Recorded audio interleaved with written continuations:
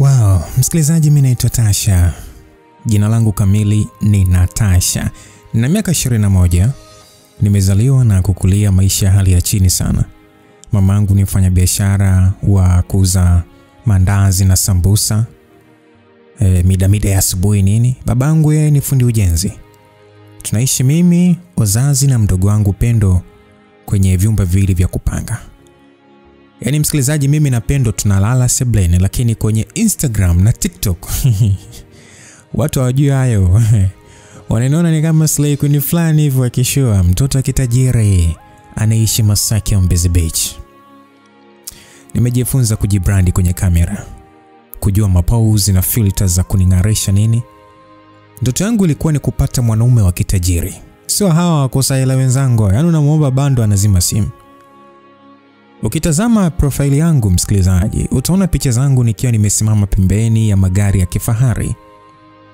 Mara niko kwenye swimming pool, mara navaa nguo za maana, lakini ukweli ni kwamba magari hayo ni ya watu. Mimi napiga picha haraka kisha nasepa. Nguo nyingi na azima kutoka kwa rafiki yangu mmoja hivi anaitwa Skora. Aisee, huyu Skora mwenzangu kwao alikuwa wanajiweza sana. Na nikishamaliza shughuli zangu narudisha. Hapo ni baada ya photoshoot nini au kutamba nazo. Siku moja bwana tulikuwa tumekaa kitandani kwa Skora. Mimi na yeye tulikuwa tunakula chips nini. Nikiwa na simu mkononi nikagundua kuna notification ya DM kwenye Instagram yangu. Hapo kwenye DM sasa ndo palipoanza kuchangamka. Nikafungua. Message ilisomeka kwamba hey, nimekuwa nikiangalia picha zako kwa muda. Naona you have amazing vibes. Tunaweza kukutana tupate hata coffee one day. Msikilizaji, jina lililosomeka juu ya ujumbe ni Yusuf Mashaka. Nikaanza kumkagua kwanza kabla sijamjibu. Si unajua tena ukituma message unaanza kukagua kwanza profile. Nilikuta kajiposti na magari nini, sehemu nzuri. Yaani alionekana ni wakishua. Japo mimi sijajua kweli au kama mimi tu. Nilimgeukia Skola. Nikasema Skola, ona hii. Basi nikapatia simu. Skola akasema mjibu sasa. Ananiambia Skola baada ya kuona ile DM. Mimi moyoni nilihisi furaha na hofu vikichanganyikana. Niliwahi kufikiria kwamba followers wangu wa Instagram hawatawahi kunipatia nafasi ya kunizingatia. Kumbe kuna mtu wa maana amevutiwa na mimi.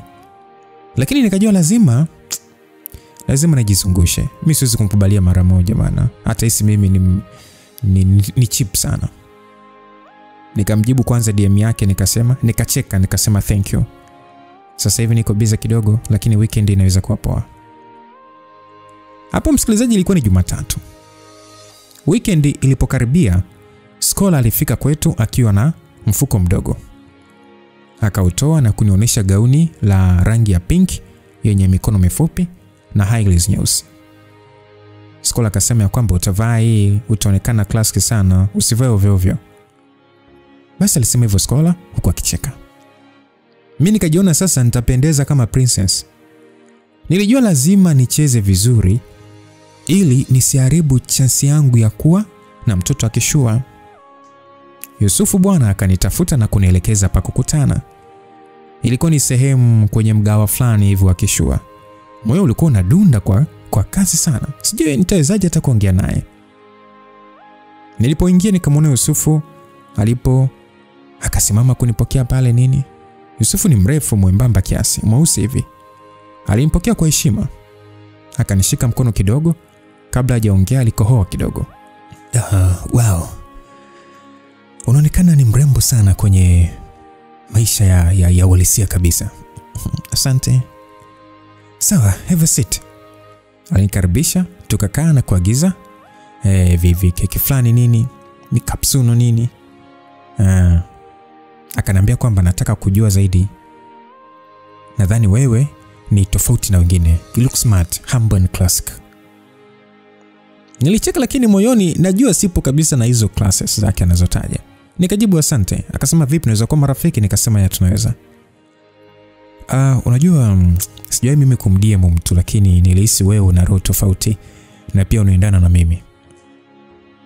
Basi alivyoongea hivyo, mimi nilicheka kwa aibu tu, ila moyoni nilijua safari yangu ya kujifanya mtoto akishua imeanza rasmi na sijui itaishaje. So tulipiga sana story na Yusufu. Yusufu aliniuliza miaka yangu, nikamtajia. Pia alitaka kujua level yangu ya elimu. Nikamwambia ni form 6. Wakati mimi nimeishia form 4 tu. Na yeye akaniambia na miaka 27 na anafanya kazi. Basi baadaye nikamuaga kuwa nahitaji kuondoka. Maana nimetumiwa SMS na mama kuwa anajisikia vibaya. Nimemdanganya hivyo, kumbe mimi nilikuwa na chat na Scholar. Si akaniuliza kwamba unatumia Android? Hainiuliza maana simu yangu haikuwa iPhone. Nikamwambia mimi nina simu mbili, lakini jana iPhone yangu imedondoka. Yaani hapa nimeumia kweli ese. Akasema sorry miss. Ilikuwa ni iPhone ngapi? Basi nimdanganya nikasema ni iPhone 11. Msikilizaji, kipindi hicho iPhone 11 ndo zimetoka. Akasema pole sana bana, naweza kufanya kitu. Nikauliza kitu gani? Akasema kesho mnaweza nikakutumia simu, utanielekeza tu nyumbani. Basi nilishtuka, kwetu kulivyo Swahilini vile, nitafanyaje mimi? Na simu naitaka jamani, sijawahi mimi kutumia Apple mimi. Na azimaga tu kwa Scholar na watu wengine kupiga picha. Leo hii nataka kupewa kwangu mchawi location. Mchawi location yani sehemu ya kuipokelea hiyo simu sasa. So niliachana na Yusufu nikarudi nyumbani. Siku hiyo nilikosa usingizi usiku mzima. Basi Pendo ambaye ni mdogo wangu sasa alikuwa amelala kando yangu, amejifunika kanga. Mama na baba walikuwa chumbani kwao. Yaani nilikuwa nafikiria juu ya ile ahadi ya Yusufu kwamba ataniletea iPhone. Like seriously? Oh my god. I can't believe my eyes. Lakini tatizo moja kubwa ambalo lilikuwa mbele yangu ni location.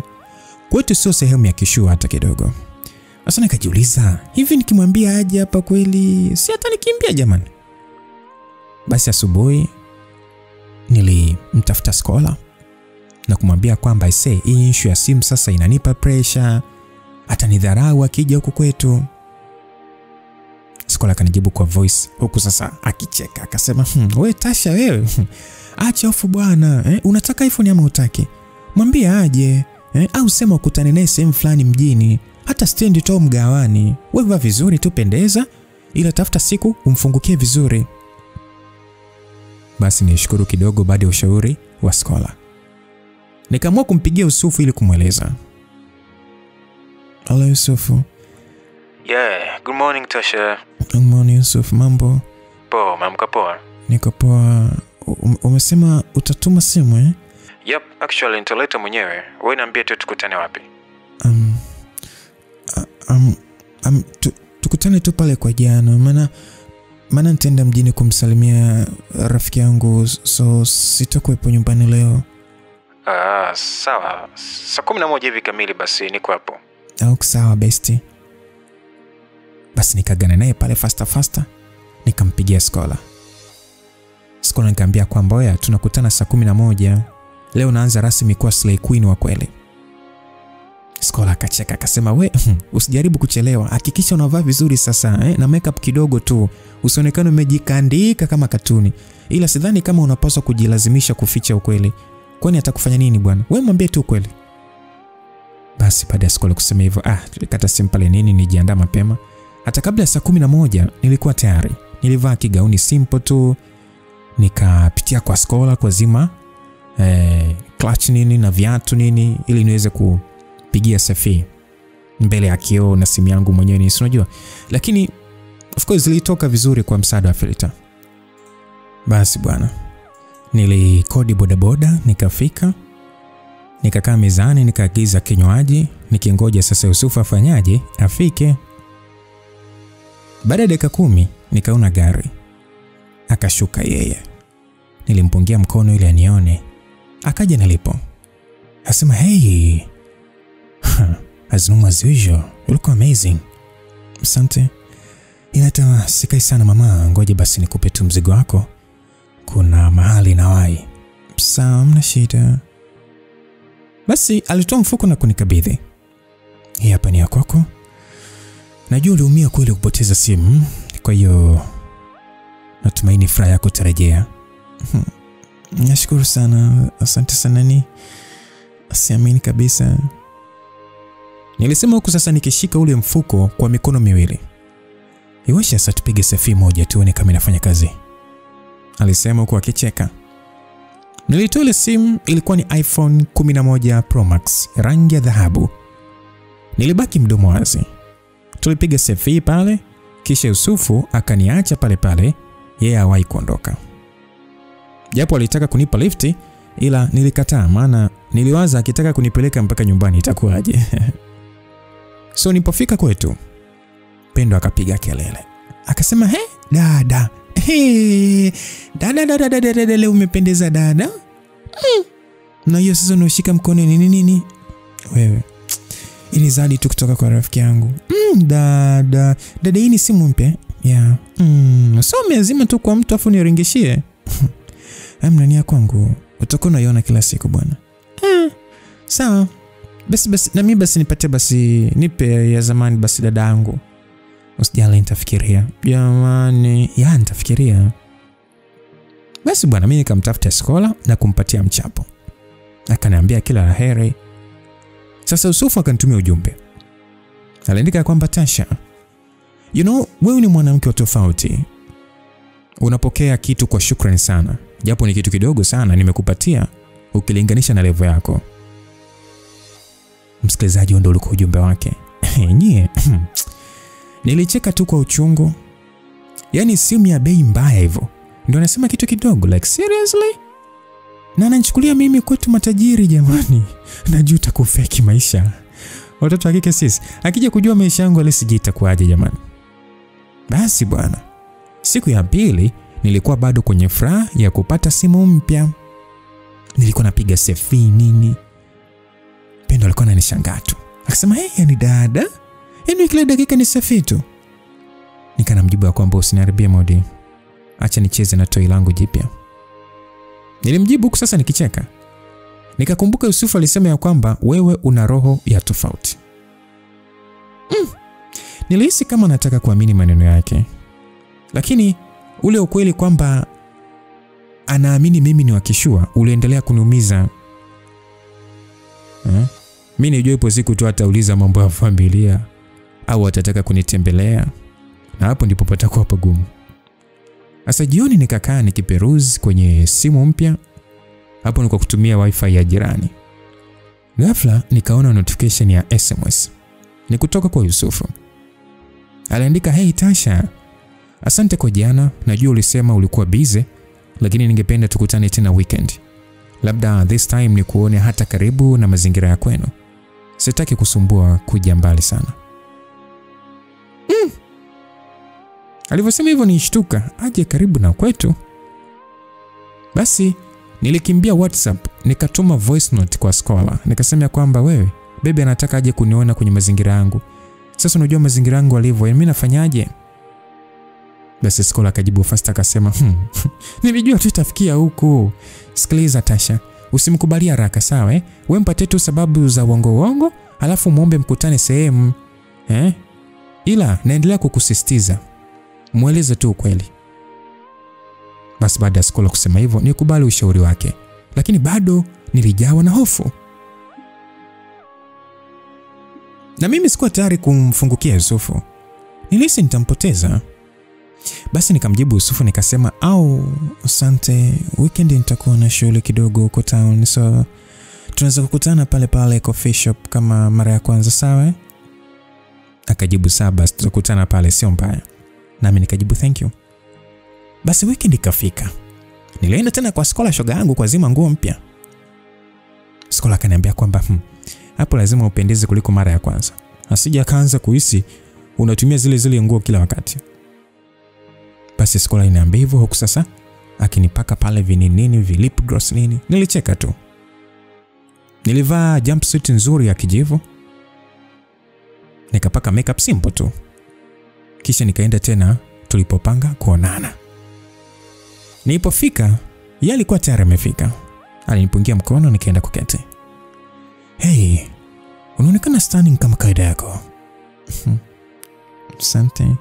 Unajua Tasha, mimi Sipendi tu muda mwingi kupoteza kwa maneno. Nimekuwa nikikutazama kwa siku chache na naona unastahili kuwa mtu atakaye yani nastahili kuwa mtu ambaye anatakiwa kukuthamini. Nataka nikujue vizuri, maisha yako, familia yako, nini, si unajua tena. Nilihisi miguu inakufa ganzi kidogo. Nilijua huu ndio mwanzo wa maswali niliyokuwa nayahofia. Usijali, utajua taratibu. Sio kila kitu leo. Ni sawa, lakini nakuheshimu sana Naamini kuna kitu kizuri kwenye hii connection yetu. Basi nilijibu kwa kutabasamu. Kesho yake nilikuwa nimeamka mapema kidogo kuliko kawaida. Saa 3 hivi asubuhi message ikaingia kwenye simu yangu. Hapo ni kutoka kwa Yusufu. Aliandika kwamba Tasha, jioni kuna birthday ya mbwa mdogo wangu. Utaweza kuja? Nimeona nikualike kama utapenda kufika. Msikilizaji, sio kwamba umesikia kwa bahati mbaya ama umesikia vibaya. Mimi mwenyewe nilitazama ile message nikashona kujizuia kucheka. Birthday ya dog. Huyu kijana anatania ama ni kweli? Basi nikamjibu ya kwamba okay, nikipata nafasi nitakuja best. Msikilizaji, mimi sikutaka kuonyesha kwamba nilifurahia mwaliko wake. Lakini ukweli ni kwamba nilikuwa nashindwa kuficha tabasamu kila nikiwaza kumuona tena. Akili yangu yote ilikuwa inawaza kuhusu mwaliko. Nijiuliza mara kwa mara nitavaa nini. Ilibidi sasa nimkimbilie tu Skola jamani, kumwazima tena nguo. Nikaelekea kwenye sherehe. Yusufu alinielekeza pale pa kumkuta. Tulipofika kwao, nyumba yao ilikuwa ni kubwa. Kulikuwa kuna bustani zimepangwa vizuri nini tena kwa maua ya aina mbalimbali. Mbele ya nyumba kulikuwa kumepambwa maputo na maua mbalimbali na meza ndogo zilizowekwa keki na zawadi ndogo ndogo.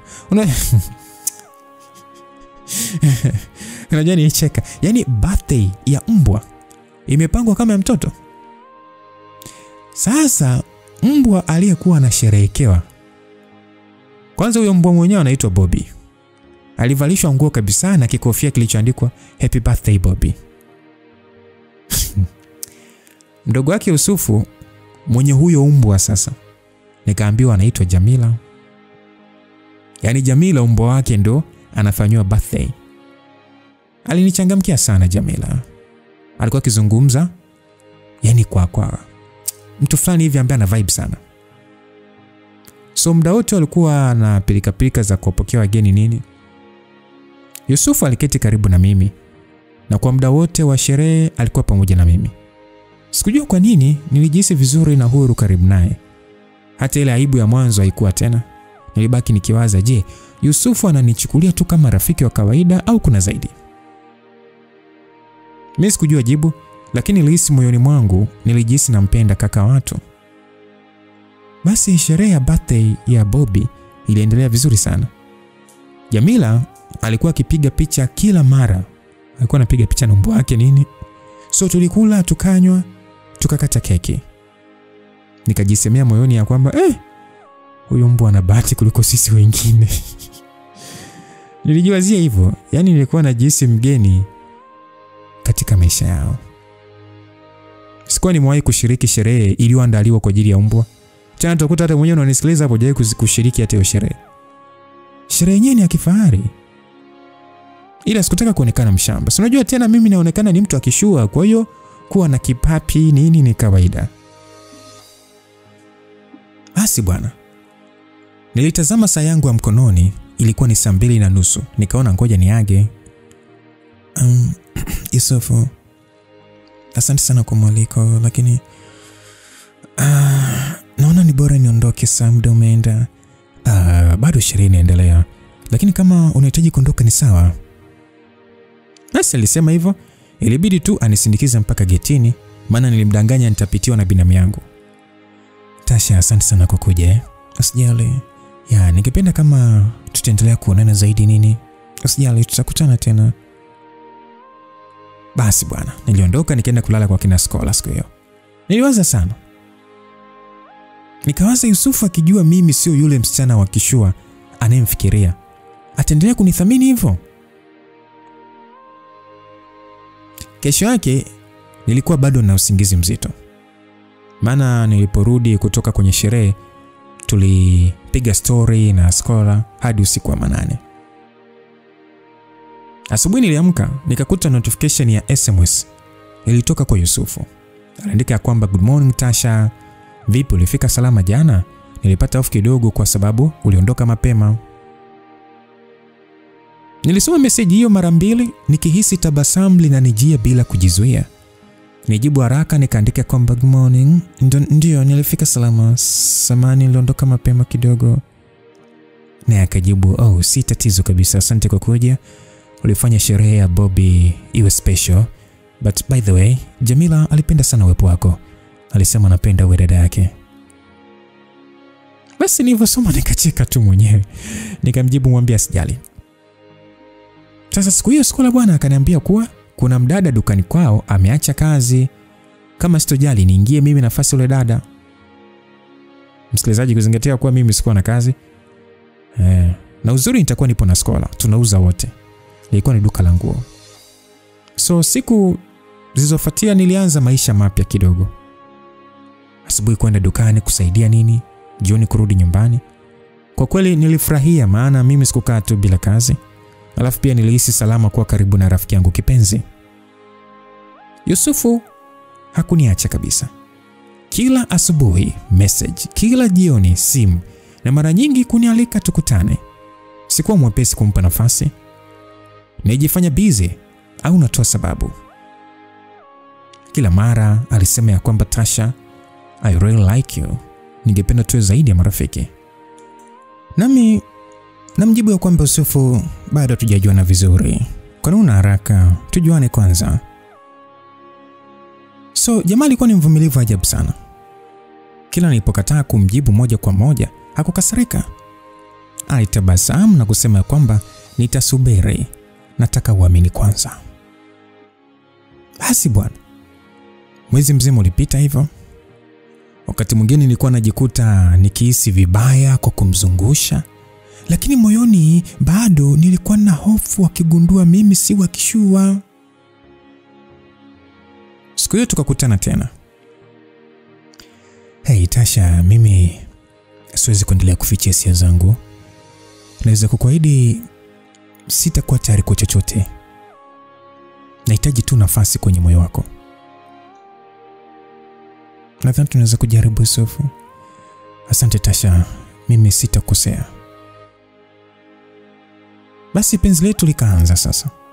Siku moja karibu wiki mbili hivi baada ya mimi na Yusufu sasa kuanza kuwa karibu kama wapenzi. Nilikuwa dukani na Skola. Nilikuwa napanga nguo kwenye hangers nini. Huku sasa Skola akihesabu stock. Ghafla mlango kafunguliwa na msichana mmoja hivi akaingia. Skola alimtazama na tabasamu pana sana. Skola akasema, "He? Karibu sana." "Oh, Jamila, karibu." Nilipotazamana mimi na huyo mtu, nilipomtazama kuona ni Jamila ambaye ni ndugu yake Yusufu, moyo ulishtuka sana.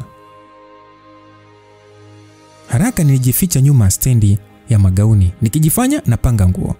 Skola kugundua mimi najificha. Akaanza kumuuliza Jamila pale, "Unatafuta gauni au topu mpya?" Basi akasema nataka gauni la birthday ya rafiki yangu, sitaki official, nataka tu casual. Jamila alijibu hivyo. Niliganda hapo nyuma ya stendi ya magauni, moyo ukidunda. Sikuwa tayari anione kuwa mimi Tasha ambaye kaka yake anamzimia ndo nafanya kazi dukani hapo. Nilisikia Skola akimsaidia Jamila kuangalia nguo. Baada ya Jamila kuondoka, nitoka pale nilipokuwa nimejificha, nikavuta pumzi. Skola alishangaa akasema, "Tasha vipi?" Nikasema, "Nilikuwa napanga hizo nguo za nyuma." Akasema, "Mdau tu." Nikasema, "Mwanzo bwana mimi nijificha, yule msichana ni mdogo wake Yusufu, mimi sikupenda nione." Skola aliangalia na kucheka akasema, "Wachana hiyo Tasha, hata kama angekuona hapa si vibaya. Kwanza unajua kazi sio dhambi." Nikasema, "Yusufu akijua hapa anafanya kazi dukani, nadhani atanifanyaje?" Msikilizaji, nilijua siku moja ukweli wangu utagundulika, ila sikuwa nategemea iwe mapema hivyo. Nilimshukuru Mungu kwamba Jamila hakuniona. Siku ziliendelea kama kawaida, mimi na Yusufu tulizidi kuwa karibu zaidi. Kila mara tulipoonana alinifanya jinsi special. Hakuwa kama wavulana wengine, lakini kamwe sikumuelekeza kwetu, japo alihitaji sana. Siku moja jioni alinipigia simu. Akaniambia kwamba Tasha, weekend hii kuna dina ya kifamilia. Ningependa sana uje. Mama na baba wanataka kukutana na wewe. Vipi, utakuwa free? Nilishangaa nikasema, dina ya kifamilia? Akasema ndio mke wangu, usiwe na hofu. Ni dina tu ya kifamilia. Sitaki uwe na pressure yote. Nitakuja kuchukua mwenyewe. Nikasema sawa. Basi baada ya simu kukatwa, nilimwambia Skola ya kwamba baby, Yusufu anataka nikutane na familia yake weekend hii. Nitavaa nini jamani? Na je, wakijua mimi ni wa kawaida tu? Basi Skola kaniambia usipanic bwana. Tutapanga outfit ya maana. Huwezi enda dina ya kifamilia ukiwa vibaya. Kuhusu familia yake, we be yourself tu bwana. Siku zote huwezi kudanganya milele. Basi weekend ilipofika, nilivaa gauni la rangi ya cream ambalo tulichagua na Skola. Nilipulizia manukato kidogo na kupaka makeup simple tu. Yusufu alifika kunichukua pale makutano yetu kwenye cafe pale. Akasema, "Wow, you look beautiful." Nikasema, "Asante, nawe pia unaonekana smart sana." Basi bwana, tukaanza safari ya kwenda kwao. Tulipoingia kwenye nyumba yao, walikuwa ni wawili tu. Yeye na mdogo wake Jamila pamoja na dada yao wa kazi. Eti wazazi wake walipata dharura. Walikuwa wamesafiri. Basi dina ilianza pale kwa mazungumzo ya kawaida. Nilihisi kidogo amani maana hawakuwa wananiuliza maswali mazito. Baada ya chakula tulikaa sebeni kidogo, kisha Jamila na dada wa kazi waliaga kuwa wanaenda kulala. Nikabaki mimi na Yusufu tu. Sasa mama, naomba basi leo ulale hapa please. Nikasema leo kazi ipo. Mimi sikuwa na budi kukubali. Tukaelekea chumbani kwake sasa. Hapo akiwa kanishika mkono, akaniambia karibu mke wangu. Nikasema asante. Basi Yusufu akahitaji tuende tukaoge. Mimi sikuwa na hiana. Nikamsaidia kuvua nguo. Akatoa mataulo tukavaa. Akanishika mkono tukaingia bafuni. Nikaona sita kuvua taulo. Ila yeye wala hajali hata. Alivua lake na kulitundika juu. Lile body sasa. Niliganda jamani. Nijikuta tu yani ananivua taulo langu. Na mimi sikupinga. Lakini sasa hata hakufungulia maji. Alimvutia tu karibu yake, akaanza kunipa makisi. Alichokifanya kwa bafuni sisahau jamani. Tukaoga na kurudi chumbani. Ila si mnafahamu kabisa ni ukishaonja asali lazima utake tena. Kitanda kilikuwa shahidi ile siku jamani. Nikaambia kwamba hivi unajua sitasahau usiku we. Kweli. Nafurahi kama umefurahia. Mimi nataka nikuoe kabisa tuwe wote kila usiku. Naomba unipe location ya kwenu tu. Nije kutoa mahari, nioe japo sijajua mdingi wako atanipiga mamilioni mangapi ya pesa.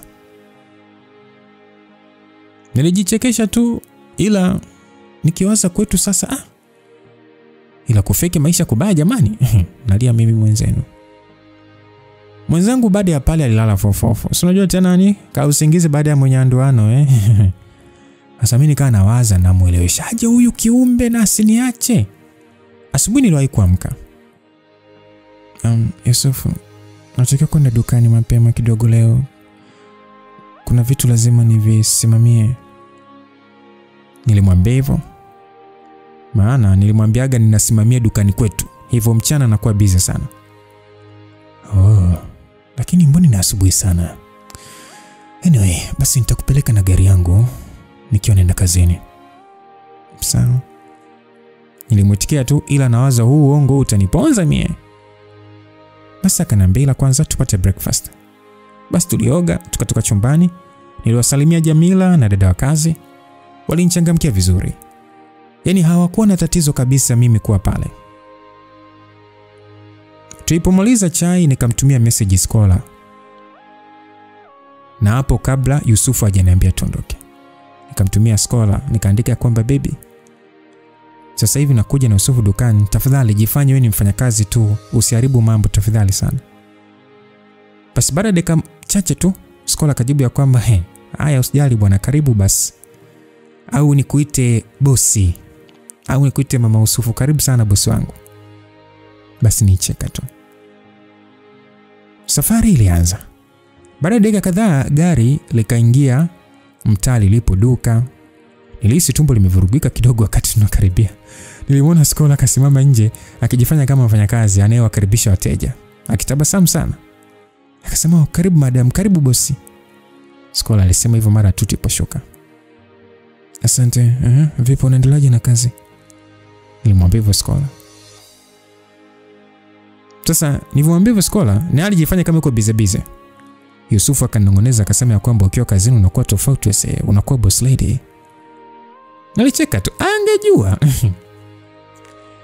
Yusufu alikaa kidogo akaondoka. Baada ya gari lake kuondoka, Skola ni alicheka.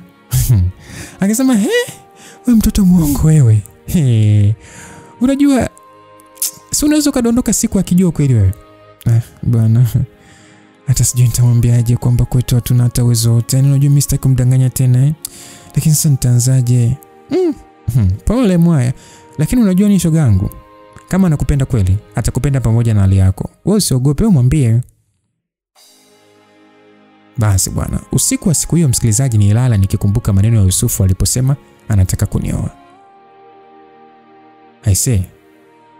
Upendo na ile hali ya uoga vilipigana ndani ya moyo wangu. Nilihisi kama natembea kwenye kamba nyembamba. Jambo dogo likiharibika, kila kitu kinaweza kuanguka. Asa siku iliyofuatia ilikuwa ni mchana. Nilipokea simu kutoka kwa Yusufu. Aliniambia yupo nje ya duka, niende tuongee kidogo. Nilimwomba ruhusa Skola, akaniambia niende tu. Nikawa nimetoka nikaingia kwenye gari lake kumsikiliza anasema nini. Baby, jana niliongea na wazazi wangu. Wameridhia kabisa. Wanataka tuanze taratibu za ndoa mapema. Naomba unipe maelekezo ya kwenu ili wazee waende kufuata utaratibu. Sitaki kuchelewa tena. Basi nilishtuka, nikabaki kimya kwa sekunde kadhaa. Nilijibu tu kwa sauti ya chini ya kwamba Yusufu, kuna mambo ningependa ujue kabla hujaenda mbali. Unajua nivongevo kwanza alikaa kimya. Kisha kauliza kwamba ni nini tena baby? Usiniambie una mtu mwingine. Hapana. Sio hivyo, ni kustume shangu, sio kama unavyofikiria. Hatuishi kwenye nyumba kubwa wala tuna uwezo wa kifedha. Mamangu anafanya biashara ndogo ya vitafunwa na babangu ni fundi ujenzi. Mimi nilijitahidi tu kujiweka vizuri, sitaki kukuficha kitu tena. Nilipozungumza vile, niliinama macho chini nikiwa tayari kwa lolote, nikingoja majibu yake.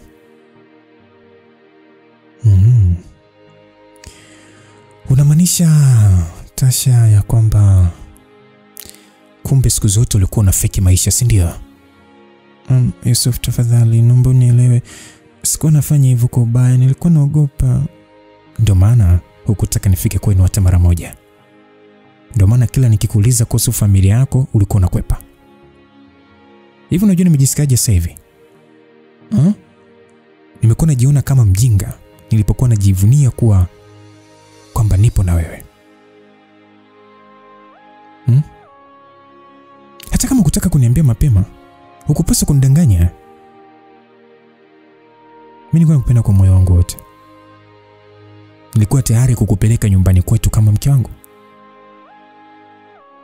Sasa siwezi hata kuelewa kama penzi hili lilikuwa ni la kweli au ni maigizo tu. Yusuf, sio maigizo. Nikupenda kwa moyo wangu wote. Ni kweli kabisa baba anachoongea. Nilikuwa naogopa utaniache kwa sababu ya hali yangu. Tasha,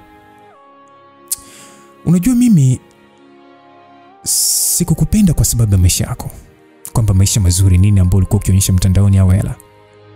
Nilipenda tu vile ulivyo. Lakini ulikosa kuniambia ukweli mapema. Hivi unajua imani ikiharibika ni vigumu kuirudisha. Maneno yake aliniuma msikilizaji, mdomo mimi machozi yananitoka, nilikosa cha kuongea. Tasha, tafadhali shuka kwenye gari langu. Nataka kuwa peke yangu sasa hivi. Yusuf, tafadhali usifanye hivi. Naomba nimesema shuka. Sitaki kusema kitu cha kukuumiza zaidi. Basi nilijua kwa natania. Pole nilishuka kwenye gari. Machozi yakinitiririka mashavuni. Nilipotoka nje, mlango wa gari ulifungwa kwa nguvu na Yusufu akaondoka kwa kasi bila hata kugeuka kuniangalia. Nibaki nikimwangalia akiendelea kupotea ndani ya macho yangu. Moyo wangu ulijaa uchungu sana. Nilihisi kama ndoto nzuri imeyeyuka mbele ya macho yangu. Nilirudi dukani taratibu, nikijaribu kufuta machozi yangu kabla Skola hajaniuliza maswali. Lakini macho yangu yalikuwa mekundu. Na Skola mara moja alijua ya kwamba sipo sawa. Akasema, Tasha, nini tena? Mbona unalia? Aliuliza kwa mshangao kwa akinikumbatia. Nilijaribu kujizuia nisilie kwa sauti. Nikasema kwa sauti ya chini ya kwamba Yusufu amenifukuza kwenye gari. Anasema nimemdanganya kwa maisha yangu yote. Baada ya kumwambia ukweli. Basi Skola akasema, pole besti, lakini sio mwisho wa dunia. Kama anakupenda kwa dhati, atakuja kukusikiliza tena. Lakini Skola, mimi nilikuwa naogopa. Nilipomwona siku ya kwanza nilijua sio mtu wa hali yangu, na sasa nimepoteza kila kitu. Nilivyoongea Skola akasema, hakuna ulichopoteza besti. Ulichofanya ni sahihi. Bora ajue mapema kuliko baadaye akushtukie. Kama ni wako atarudi tu. Mimi nilikuwa nakwambia umwambie ukweli mapema ili kuepuka haya yote. Basi bwana. Nilirudi nyumbani nikiwa nimechoka kiakili. Nilikaa kitandani, macho yangu yakitazama tu ukutani. Kichwa kilikuwa na mawazo mengi sana. Kila nikiwaza jinsi alivyoniambia nishuke kwenye gari. Unajua moyo wangu ulikuwa ni kama unachomwa na kitu cha moto. Nilishika simu nikaingia WhatsApp. Nilikuta last scene ya Yusufu muda mfupi uliopita, lakini hakunipigia wala kunitumia ujumbe. Nitamani kumtumia message, lakini vidole vyangu vilibaki vimeganda juu ya keyboard. Mwisho wa yote, nikaiweka simu pembeni. Nikajifunika shuka nikalala. Kesho yake haikuwa rahisi hata kidogo. Nijitahidi kufanya kazi kama kama niko sawa vile, lakini kila mara akili yangu ilikuwa inarudi kwa Yusufu. Skola aliniona nikiwa kama nimechanganyikiwa, akauliza kwamba unataka niongee naye? Nikasema usijaribu kabisa Skola. Yaani sijui hata nijibu vipi. Basi uvumilivu ulinishinda. Nikaamua nimpigie simu lakini hakupokea. Nikatuma SMS za kuomba samahani pia, lakini hazikujibiwa. Usiku wa siku hiyo sasa nilipofika nyumbani, niliona ujumbe wa WhatsApp kutoka kwa Yusufu. Nilifurahi nikafungua haraka. Lakini niliposoma moyo wangu uliumia zaidi. Aliandika ya kwamba, Tasha, tafadhali usinipigie tena. Sina cha kuzungumza na wewe. Nilipenda mtu niliyemjua. Kumbe ulikuwa na fake maisha. Sioni sababu ya kuendelea na haya mahusiano. Sitaki mawasiliano zaidi.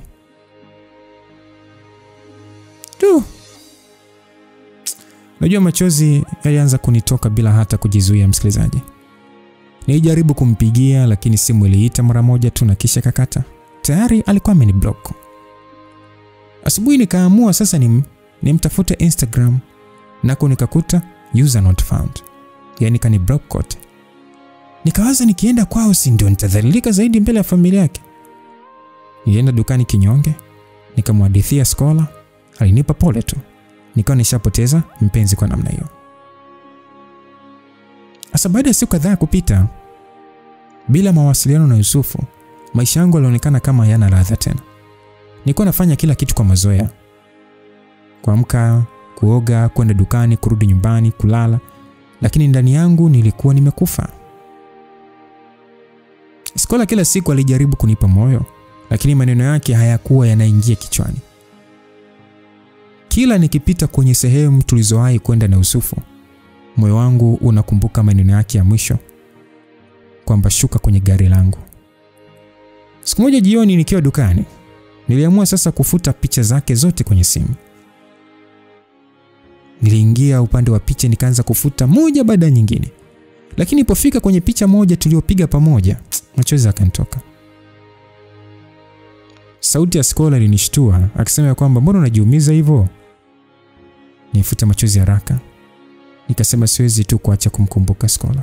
Nilimpenda kwa dhati, niliona kama amekuwa sehemu ya maisha yangu yote. Skola akasema basi umruhusu aende, wakati mwingine Mungu anatoa vitu vizuri ili atengeze nafasi ya kupata bora zaidi. Nikajibu lakini moyo hauelewi hivyo Skola. Basi bwana. Siku zilisonga, lakini sikujua kama nilikuwa napona au nazidi kuumia.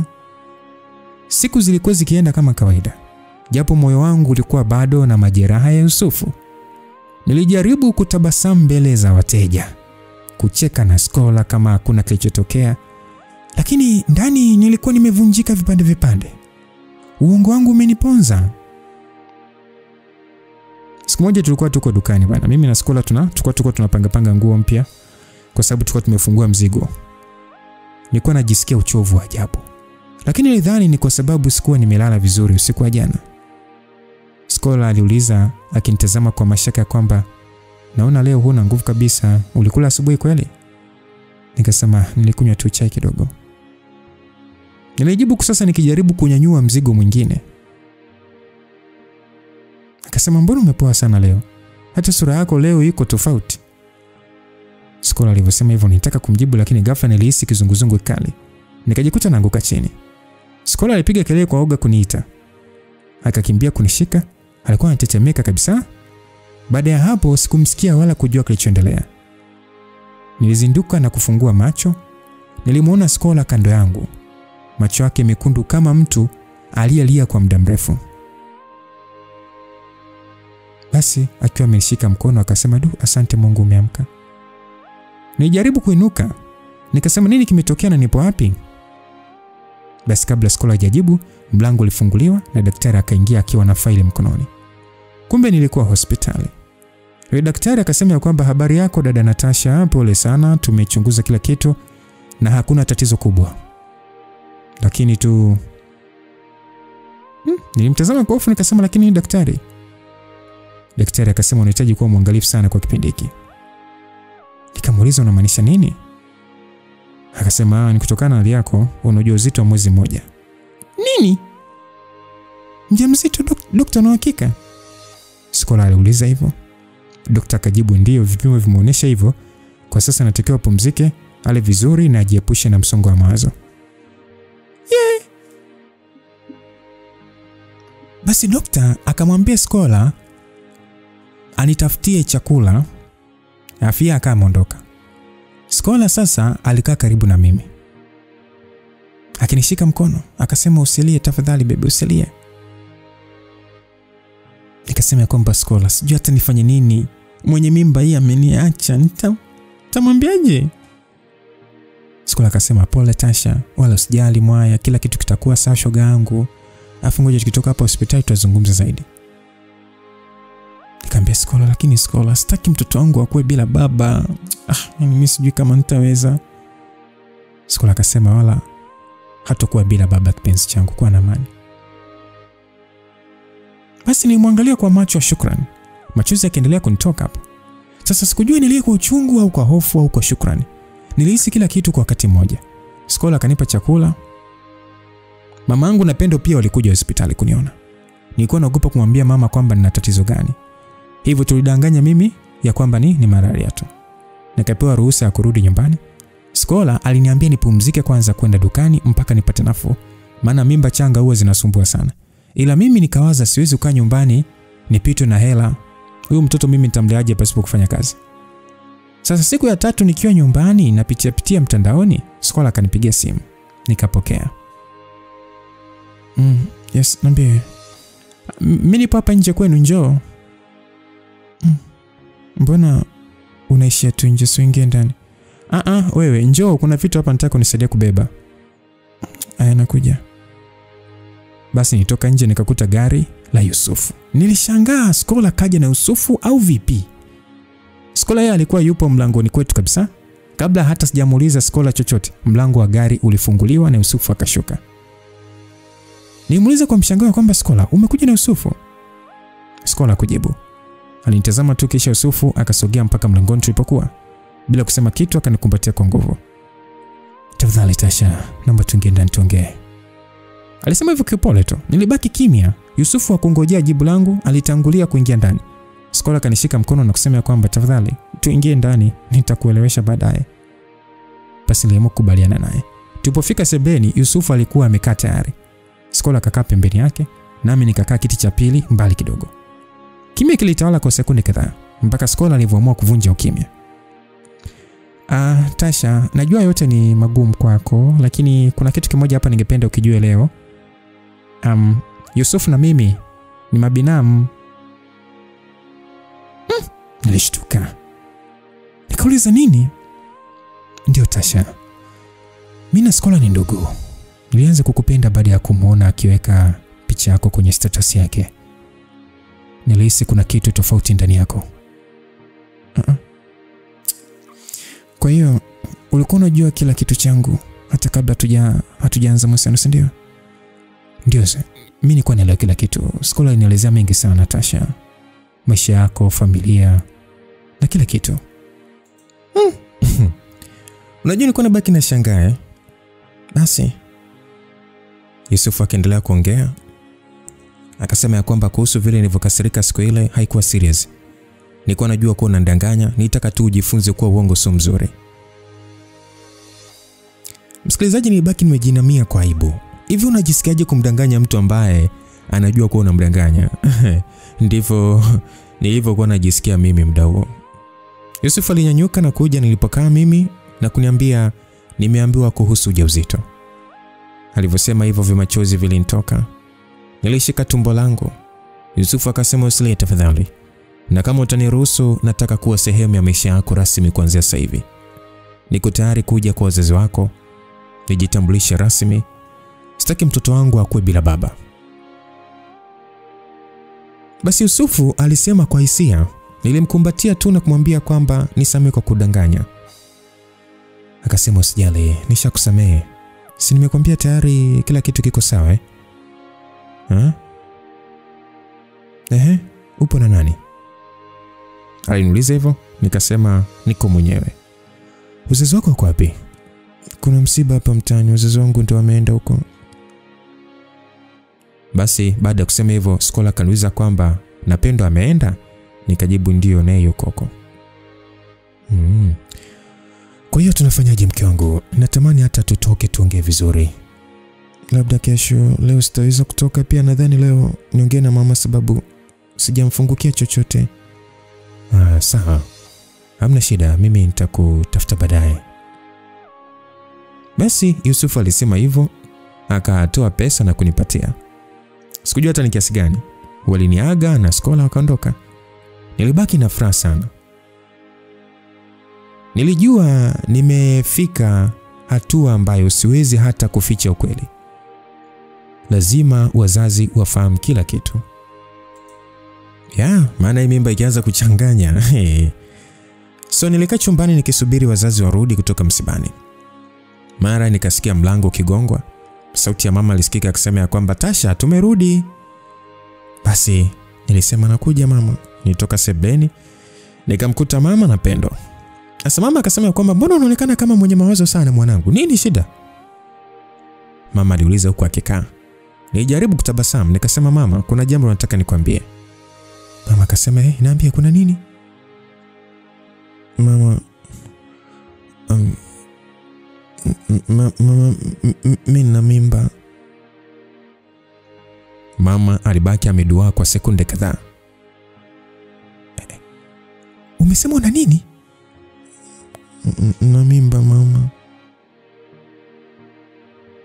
Kimya kizito kilitanda. Alichukua muda kidogo, kisha akauliza kwa upole sana. Haya, na huyo baba wa mtoto ni nani? Anaitwa Yusufu. Yusufu ndo kijana wa wapi huyo? Ni binamu yake Skola mama. Tulikutana kupitia yeye. Yuko tayari kuja nyumbani kujitambulisha rasmi. Anataka kunioa na kutunza mimba hii. Tasha, hivi umehakikisha kweli huyo kijana anamaanisha hayo maneno? Maana kuna wanaume wengi wanaweza kusema hivyo kwa urahisi tu. Nimeona tofauti yake mama, ana nia njema. Basi kama ni hivyo sina la zaidi la kuzungumza zaidi tu ya kumsubiri aje. Lakini nataka nione kwa macho yangu kama kweli huyo Yusufu ana dhamira ya dhati. Basi baada ya mama kusema hivyo nilimkumbatia kwa furaha sana. Nikasema asante mama. Nilimtaarifu Yusufu kuwa tunaweza kupanga kuja kwake. Na yani nikawa nimempa taarifa pia anaweza akaja pia kwetu. Kwa aka amekubali. Alikuja yeye pamoja na mama yake. Walijelezea pale vizuri tu. Wazazi wangu wakawa wameelewa. Maana mama alikuwa ameshampa taarifa baba. Wazazi wangu wakasema wao hawana tabu. Kikubwa tu wanilipie mahari na tungoje kwanza nijifungue kisha ndo tutafanyaje tutafunga ndoa. Walikubali, ila mama mkwe akaomba eti niweze kwenda kukaa kwao. Mimi niliona ni sawa tu. Nilimshirikisha rafiki yangu Skola, akasema ni sawa tu. Ila nilimchamba, kwa nini ananichora? Basi nikatolewa posa bwana. Na pia nikabadili dini kuwa Muislamu. Siku iliyofuata nilijiandaa mapema tu. Nikiwa najua leo nitahamia rasmi kwa nani? Kwa kina Yusufu. Mama mkwe alinipigia asubuhi, akaniambia nisipate tabu na kitu chochote. Gari litakuja kunichukua mchana. Ilipofika saa 7 mchana, gari ilifika. Yusufu mwenyewe ndo alinifuata. Akasema mke wangu uko tayari? Aliniuliza kwa tabasamu, nilijibu ya kwamba tayari kabisa mume wangu. Basi bwana tuliondoka kwao. Tulipofika nyumbani kwa kina Yusufu, nilipokelewa vizuri sana jamani. Mama mkwe alinitazama kwa furaha na kunikumbatia. Akasema karibu mwanangu, nyumba hii ni ya kwako pia. Basi mimi nijisikia faraja kubwa sana. Sana tu. Nilikaa sebuleni nikaangalia mazingira, moyo wangu ulijawa na amani. Mdogo wake Jamila hakuwepo, niliambiwa kasafiri nje ya nchi kwa anti yake. Yusufu akaniambia kwamba Tasha, na kuahidi nitahakikisha unajisikia salama kila siku. Sitaki tena uishi kwa hofu wala maigizo mamangu, umesikia? Nikasema asante, najua makosa yangu yakuwa madogo lakini nitajitahidi kuwa mke bora kwako. Basi Yusufu alitabasamu. Akasema hicho ndicho nilichotaka kusikia. Na pia nimepanga tukipata mtoto nitamuita jina lako Natasha. Nilicheka tu. Nikasema acheze bwana. Tutabishana tukijua jinsia kwanza. Basi bwana siku ziliendelea nini kupita. Maisha kwa kina Yusufu yalikuwa ni ya upendo na utulivu. Mama mkwe alikuwa mkarimu.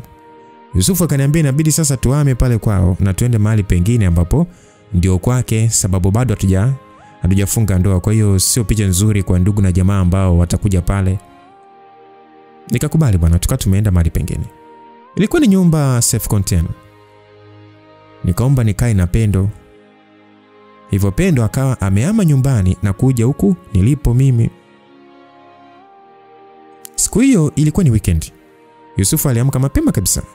Akapika chai, akawa ameniletea kitandani. Nikakata kuwa mimi sijisikii kunywa chai. Alimbembeleza sana mpaka nikaanza kulia. Akasema basi mke wangu utakunywa hata baadaye. Basi bwana nikakaa kama lisali moja hivi. Nikaambia Yusufu ya kwamba tafadhali naomba uniandalie ugali na kachumbari. Yusufu akasema Tasha, hivi unajua sasa hivi ni saa ngapi jamani? Saa 3 asubuhi. Aya ni nani anakula ugali muda huu? Nikasema kwamba mimi ndo ninayekula ugali. Tena nataka ugali na kachumbari. Iwe na pilipili nyingi. Ukileta maneno nitabaki na hasira hadi kesho. Na nataka upike wewe sio Pendo.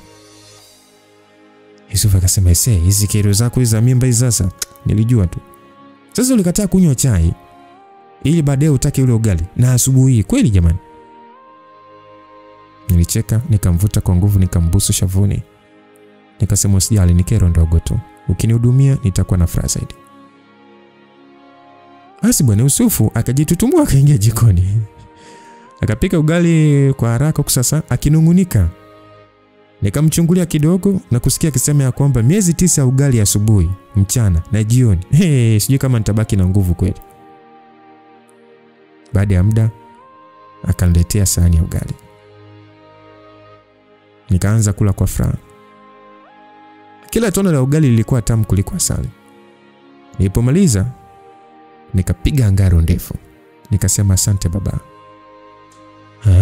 Kwa hiyo sasa hivi utatulia vizuri, si ndio? Umeshashiba? Ndio, lakini kabla yote naomba kitu kingine. Nini tena mke wangu? Nataka udongo.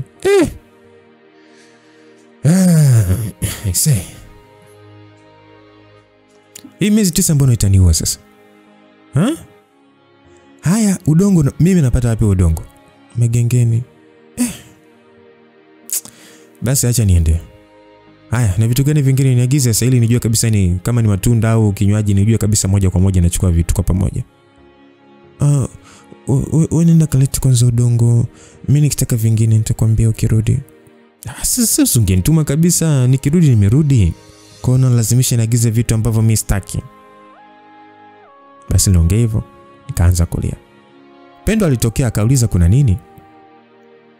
Yusufu akasema, hamna tatizo kubwa bana. Si unajua dada yako hali yake. Hebu toka hapo nje, amtafuta genge mnunulie udongo mletee. Yusufu alimtuma Pendo. Yeye akabaki kunibembeleza ili ninyamaze. Basi kero za hapa na pale za ujauzito ndio zikawa zimeanza. Wewe kama una mimba unanisikiza hivi afu unashindwa kudeka. Haya. Hawezi kukupiga huyo, si anajua ni mimba. Sema chochote unachotaka binti. Usikae hivi hivi. Miezi 9 ikipita hapa. Sema chochote unachotaka unapewa. Yes, una mimba. Basi bwana, mimi sikio nilikaa kwenye sofa nikisubiri Yusufu arudi kutoka kazini. Maana nimwagiza arudi na udongo. Pendo naye alikuwa amekaa sebuleni akitazama movie. Mimi nilikuwa na mood mbaya ile kinoma. Yaani nilikuwa najisikia hasira bila sababu. Hivi unajua hasira bila sababu? Baada ya kama saa moja hivi mlango ukagongwa. Yusufu akaingia akasema kwamba mke wangu nimepata udongo wako. Mbona udongo aina gani? Ule mwekundu kabisa. Alisema kwa kinitolea. Nikafungua mfuko nikatazama, nikatupa chini. Yaani Yusufu, huu sio ule ambao mimi nautaka, huna hata harufu nzuri. Huu una mchanga mwingi sana, huna hata ndimu. Mke wangu, udongo una harufu gani tena jamani? Basi nilianza kulia kama mtoto. Nikasema wewe huwezi kuelewa. Sawa basi kesho nitawahi kutoka kazini. Utafute huo unaosema. Leo pumzika. Usilie tena sana. Si unajua nikiona machozi yako moyo wangu unauma Basi nasema hivyo kwa upole, nikajikuta nacheka tu. Nikasema basi nitakula kipande kidogo. Ila kesho hakikisha unatafuta ule niliotaka. Yusufu akasema sawa, umeeleweka madam mimba. Basi usiku ule tulilala lakini sikulala vizuri. Nijisikia kama kila kitu kinanikera hivi. Shuka ni nzito. Niliona taa inawaka sana, kwa nini wake sana? Hapo niliona kama hewa, mbona kama hewa hivi, nitamani hewa itoke. Yaani niliona kama hewa inanisumbua. Nikana mkera Yusufu kila dakika.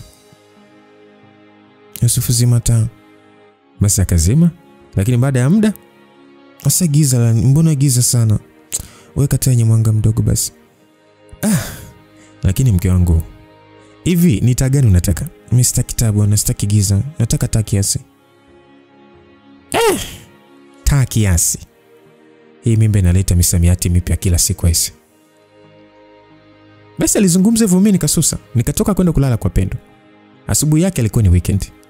Pendo aliamka mapema tu akanitengenezea uji, lakini nilipouonja tu, nikautema. Yaani uji una harufu mbaya. Uji mbona una harufu ya sabuni? Pendo akasema, dada, lakini si niutengeneza kwa maziwa na sukari. Utakuwa umeniwekea maziwa yaliyoharibika bwana. Yusufu. Basi niliita kwa sauti ya kudekadeka na kuchoka nini. Yusufu akatoka bafuni akiwa amevaa taulo. Kuna nini tena asubuhi? Uji wa Pendo unanuka sabuni, yani nataka wewe unipikie uji. Hii ni maajabu. Hii nyumba sasa, kwa mimi nimeshakuwa chef. Alisema hivyo lakini hakuwa na jinsi, ikabidi anipikie. Aliponiletea nikasema kwamba asante mume wangu. Najua nimekuwa kero kidogo lakini ni kama siwezi kujizuia. Usijali, ni kipindi tu cha mimba. Nikimpata Tasha mdogo, nitakuwa nimepata zawadi ya dunia. Basi hakikisha mtoto akizaliwa anafanana na wewe. Maana mimi nikiona sura yako kila siku nitakuwa na enjoy, na kifanana na wewe atakuwa msumbufu kila siku. Yusufu aliongea hivyo kwa utani, nikampiga kwa mto na kuanza kulia. Eti hapo tu tayari alikuwa ameshanikera. Siku ya Jumatatu nilikuwa nimeamka mapema sana. Pendo alikuwa jikoni akitengeneza chai na Yusufu alikuwa bafuni akioga. Nikajisemea kwamba siku moja nitamshukuru Mungu kwa kunipa Yusufu. Ni mtu pekee ambaye anaweza kustahimili ujinga wangu wa ujauzito. Mara mlango wa bafu ukafunguka, Yusufu akatoka akiwa amevaa taulo. Habari ya asubuhi mke wangu mzuri. Sio mzuri bwana. Hebu mwache utani basi. Wewe sio mzuri. Hebu njoo nikupige busu hapa la asubuhi. Sitaki bwana, hapana. Afu unanuka sabuni. Mtoto atapiga chafya. Haya, soge basi kuombatia kidogo. Unajua mimi natamani kila siku hiyo kama yeye. Tasha. Hata kama utalazimisha nipike udongo nitakupikia. Haya mwanangu, shefu wa dunia. Basi baada ya muda tukakaa pamoja mezani, tukanywa chai.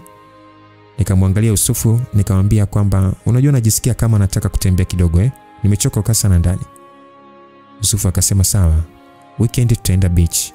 Ila usichoke sana. Si unajua tena una mimba. Basi nitabasamu tu. Pendo akaondoka kwa mama, nilimwagiza na Yusufu akawa ameondoka kwenda kazini. Nilibaki mwenyewe tu nikana chati na Skola. Lakini muda ulipofika wa mchana, mood yangu ilibadilika ghafla. Nilihisi hasira bila sababu. Nilianza kulalamika Pendo hajafua vizuri nguo. Maji yanayotoka bombani yana nani? Yaani ni kama sija koje. Radio inatoa sauti mbaya. Mara nikaingia chumbani kwa Pendo, nikakuta vitu vipo ovyo ovyo. Nikakasirika sana. Kwa nini vitu vipo ovyo ovyo? Wakati huo Yusufu alikuwa bado kazini na kila dakika nilikuwa namtumia message. Naandika naona joto ila maji yana shabu nyingi sana. Mara naandika nyingine, Pendo amenikera. Message nyingine namtumia usisahau udongo. Message nyingine namwambia kwamba utaniletea nanasi ukirudi. So baada ya saa moja, Yusufu akanijibu akasema kwamba mke wangu, sasa hivi nakwenda sokoni. Nitakuja na nanasi na udongo harufu nzuri sana. Basi nikacheka tu peke yangu. Jioni aliporudi aliniletea kila kitu. Nikamwangalia nikasema kwamba unanipenda Ya, na kama lazima nipite magengeni kila siku nikutafutie udongo nitafanya hivyo. Bora nione tu unacheka. Basi na mimi naidi nitakuwa mpole zaidi kuanzia leo.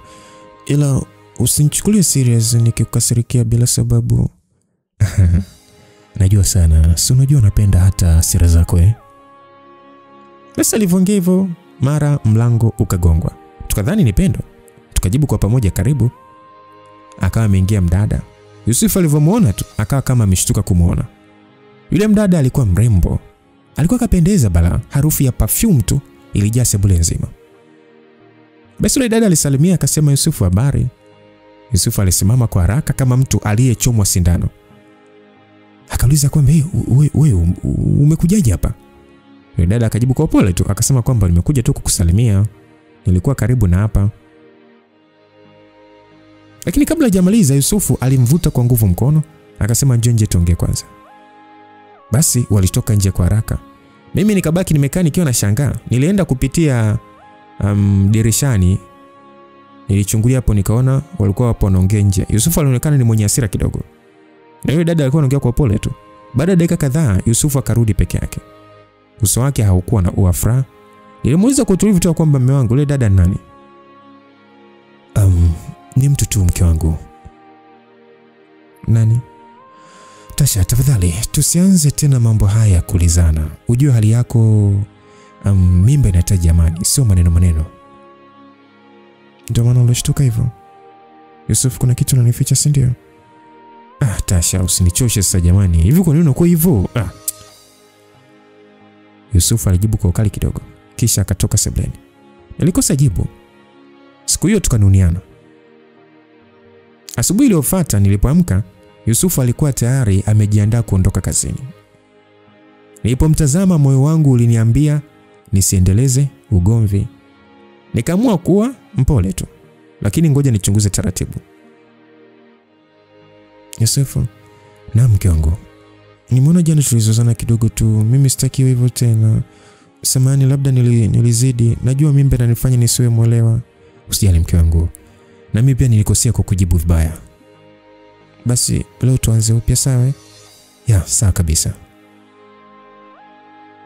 Basi aliniaga akaondoka kwenda kazini. Ilipofika saa 6 mchana, nilikuwa nimekaa nikimwaza tu Yusufu kila saa nitaka kumpigia. Nikachukua simu yangu nikamtumia message nikasema kwamba mume wangu nakumisi sana na jambo muhimu sana nataka nikwambie live. Baada ya dakika chache akajibu ya kwamba pole mke wangu, leo nimebanwa sana kazini, lakini itamtuma mtu akufuate. Ukifika ofisini utaniona. Basi nikavaa vizuri nikamwaga Pendo. Baada ya muda dereva alifika akanichukua. Tulipofika ofisini nilielekezwa pa kuingia. Nikawa nimeingia ofisini kwa Yusufu. Yusufu alinikaribisha nikakaa kwenye sofa. Mimi nataka kitu kimoja tu baba. Nini tena mke wangu? Nataka uvue kiatu. Mke wangu nini? Nimesema vua kiatu chako. Tasha, hii sasa ni drama. Drama gani unaleta ofisini? Vua bwana, mimi sitaki kuongea mara mbili. Haya, tayari, ngoja sasa nivue. Na soksi ama? Ndio, na soksi. Mke wangu, sasa ndio nini hiki? Yusufu, trust me, ni muhimu. Basi Yusufu akaanza kucheka, lakini akavua na socks pia. Haya, nimevua, unataka nini tena? Nilifurahi mwenyewe. Nikachukua socks yake, nikaanza kunusa. Yusufu akashika kichwa. Akasema ni wewe ndio kilichokuleta huku jamani ofisini? Nikasema ndio. Ghafla mlango ukafunguliwa. Nikageuka, yule mdada wa jana akaingia. Akasema, "Oh, samani sikujua una mgeni Yusufu." Alisema hivyo. Mimi sikutaka hata kujishughulisha naye, maana jana alisababisha nikakwazana na Yusufu. Basi nilivyomaliza pale kunusa soksi, nikaiweka kwenye mkoba. Huyo nikanyanyuka kutoka nje. Nilipokuwa nakaribia getini simu yangu ikawa inaita. Nikaitoa na kukuta Yusufu ananipigia. Nilipokea, akasema kwamba Tasha uko wapi? Nikasema nakaribia getini. Akasema unaenda nyumbani sio? Nikasema ndio. Akasema okay, nisubiri hapo getini nakuja. Nikasema sawa. Sasa nilimsubiri, baada ya dakika kama 10 hivi akamekuja. Akanambia kuwa twende nyumbani. Hivyo tukapanda gari na kwenda nyumbani. Alikuwa ni mpole sana, yani kama kuna kitu anataka kuniambia lakini anasita. Nami nikakaa kimya. Siku zilienda. Yule mdada sikumuona tena. Hakuja tena nyumbani wala kule kazini sikukutana naye tena. Maana ilikuwa naenda kila siku mchana kufuata tu soksi za Yusufu ninuse. Nilikuwa nampelekesha sana. Usiku inabidi alale amevaa soksi. Asubuhi aniachie nizinuse mimi. Sio zininuse. Sijamkaelewa vibaya bana. Nizinuse mimi. Ila mchana napo namfuata anipe alizovaa asubuhi. Miezi ilizidi kwenda mbele, kila siku mimi na Yusufu tulikuwa na kicheko. Mizozo midogo nini, lakini upendo haukupungua hata kidogo. Na sasa ilikuwa imefikia siku yangu kubwa, siku ambayo niliona uso wa kiumbe aliyechanganya damu yangu na Yusufu. Asubuhi ya siku hiyo nilihisi maumivu ya tumbo la ajabu sana. Nilikuwa sitting room, nilijaribu kujikaza nikidhani ni kawaida, ila baada ya muda maumivu yalizidi. Nilipojaribu kuinuka, nikasikia maji yakitiririka miguuni. Nilijua muda wangu umefika. Basi nipiga kelele nikimuita Yusufu. Pendo alikuwa chumbani kwake. Akatoka mbio akaita, "Dada vipi?" Nikasema muite Yusufu haraka. Basi Yusufu alikuwa yupo chumbani. Pendo alienda kumuita. Yusufu akauliza nini kinaendelea? Pendo akajibu, "Mke wako muda wake kujifungua umefika." Basi Yusufu akapanika akasema, "Oh Mungu wangu, sasa tunafanyaje?" Pendo akasema, "Hey, unaniuliza mimi tena?" Basi mimi nilivyosikia anasema hivyo, nikamwambia kwamba Yusufu nipeleke hospitali. Nimjibu nikiwa nashika tumbo. Dakika chache baadaye tukawa tayari tumepanda gari. Wakati sasa tunapita barabarani, nilikuwa nalalamika maumivu. Tulipofika hospitali, nikaingizwa leba. Yusufu akabaki nje pamoja na Pendo. Baada ya muda mfupi nikajifungua. Alikuwa ni mtoto wa kiume. Nikalia kwa machozi ya furaha. Baada ya muda nilihamishwa kupelekwa wodi ya wazazi. Pendo alikuja na mama wakaniletea chakula pale, wakanipa pongezi na pole. Yusufu alifurahi sana.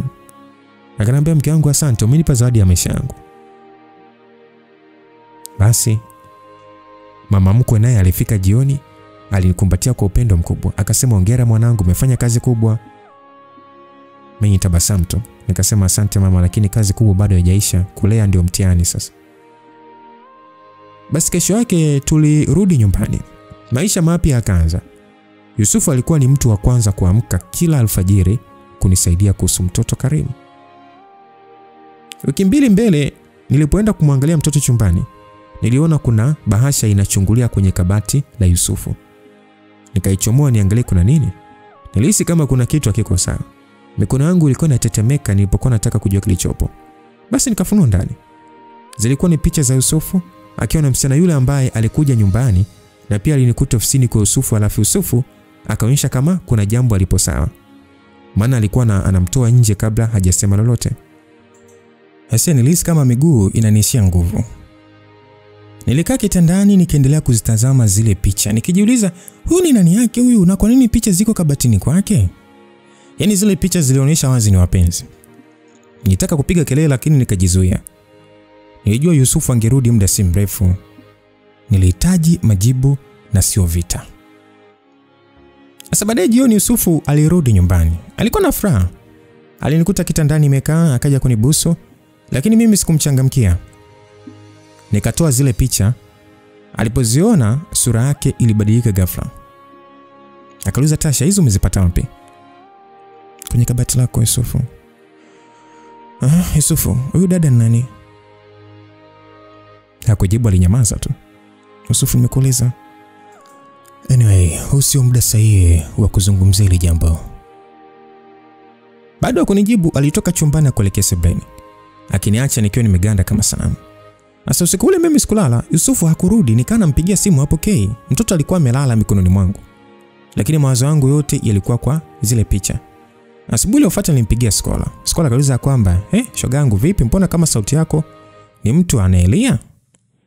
Nikasema nimeona kitu ambacho kinanichanganya sana Skola. Skola akasema, nini tena Tasha? Nikasema picha za Yusufu na msichana fulani hivi zilikuwa kabatini kwake. Nimejaribu kumuuliza, hanijibu chochote. Basi Skola alinyamaza kwa sekunde kadhaa kisha akasema ya kwamba, shoga yangu, usijiumize kichwa sana Mimi nakuja kesho huko, nijue vizuri kinachoendelea. Nikasema sasa Skola, njoo basi, sijui hata nifanye nini. Yaani tangu jana Yusufu kaondoka na sijui hata alipo. Skola akasema basi ngoja nitajaribu kumpigia nijue shida nini. Nikasema sawa mami. Baada ya usiku mgumu nikiwa na mawazo juu ya picha nilizoziona, hatimaye kulikucha. Yusufu alirudi nyumbani. Baada ya kusema chochote zaidi ya kusema kwamba Tasha, leo sio wakati sahihi wa kuzungumzia swala ulilouliza jana. Sasa nikaamua kunyamaza. Baada ya muda Skola alifika nyumbani kujua ni kitu gani kinanichanganya. Nilimweleza kila kitu. Jinsi nilivyoona picha, jinsi Yusufu alivyonyamaza nilipomuuliza. Ikabidi sasa amkalisha kitako Yusufu na kumuuliza kwamba, Yusufu, hebu sema kweli huyu msichana ni nani? Skola, si wakati sahihi wa kuelezea hayo. Nimeshaongea na Tasha kuhusu hilo. Basi Yusufu alijibu kisha akaondoka chumbani. Akatuacha mimi na Skola tukiwa hatujapata majibu. Skola aliniambia nimuoneshe hizo picha. Nikaa nimemuonyesha. Alizitazama kwa makini kisha akatabasamu akasema, Tasha, usijali sana. Huyu msichana ni mpenzi wa zamani wa Yusufu. Walianza kudate kabla ya wewe kuanza na Yusufu. Lakini waliachana wakati ulipoanza kudate na Yusufu, hivyo hakuna sababu ya kuogopa au kuwa na hofu. Skola aliniambia hivyo. Sasa baada ya kusikia hivyo nilipata amani. Skola akawa sasa ameondoka. Baadaye Pendo aliniuliza kama nimepata majibu. Nilimjibu alivyoniambia Skola. Naye akasema vizuri, nimepata majibu. Siku nyingine nisikurupuke kwa sababu naweza kusababisha migogoro na Yusufu. Basi nikamwahidi sitorudia tena. Japo kwa hali niliyokuwa nayo ilikuwa ni ngumu sana kuchukulia ile swala kirahisi. Ikabidi sasa nimuombe Yusufu msamaha tu. Na kunijibu chochote. Ilibidi nichekeshe tu pale. Nilihisi nimeumbuka mimi. Sasa kesho yake nilikuwa nimeamka mapema. Yusufu aliondoka bila hata kuniaga. Na sio kawaida yake. Nilifanya kazi zangu nikisaidiana na Pendo. Nilipomaliza nilikaa sebuleni nikijaribu kutazama tamthilia kwenye TV. Lakini akili yangu haikuwa hapo. Ghafla nikasikia honi ya gari nje. Nikafungua pazia, nikaona gari jeupe linaingia. Maana walifunguliwa geti na mlinzi. Nikashangaa nikasema hawa tena ni wageni gani asubuhi? Maana hilo gari sikuwa nalifahamu. Nikaamua nisubirie. Walishuka mama wa makamo pamoja na ule msichana ambaye alikuwa na Yusufu kwenye picha. Waligonga mlango nikaenda kufungua. Basi nikamwamkia yule mama. Yule mama akasema, marahaba binti yangu. Hapa ndipo anaishi Yusufu, si ndio? Nikasema ndio, karibuni. Basi wakaingia. Baada ya dakika chache Yule mama akasema ya kwamba samani binti yangu, jina langu ni Mama Hawa na huyu ni binti yangu anaitwa Hawa. Akasema karibu sana, Yusufu yupo kazini lakini mnaweza kuniambia tu kama mna ujumbe wake nitamfikishia kirudi. Basi yule Hawa akanitazama sana, alafu akacheka. Akasema basi akirudi Yusufu mwambie Hawa amefika. Mwambie akuelezee mwenyewe kuhusu mimi. Hawa alisema hivyo kisha akainuka. Mama yake naye akasema kwamba tutakuja wakati mwingine. Sasa mimi nilikosa cha kuuliza. Nilibaki kama nimemwagiwa maji hivi. Wakaondoka. Nikanajiuliza huyu Hawa ni mke wa Yusufu X au ni nani?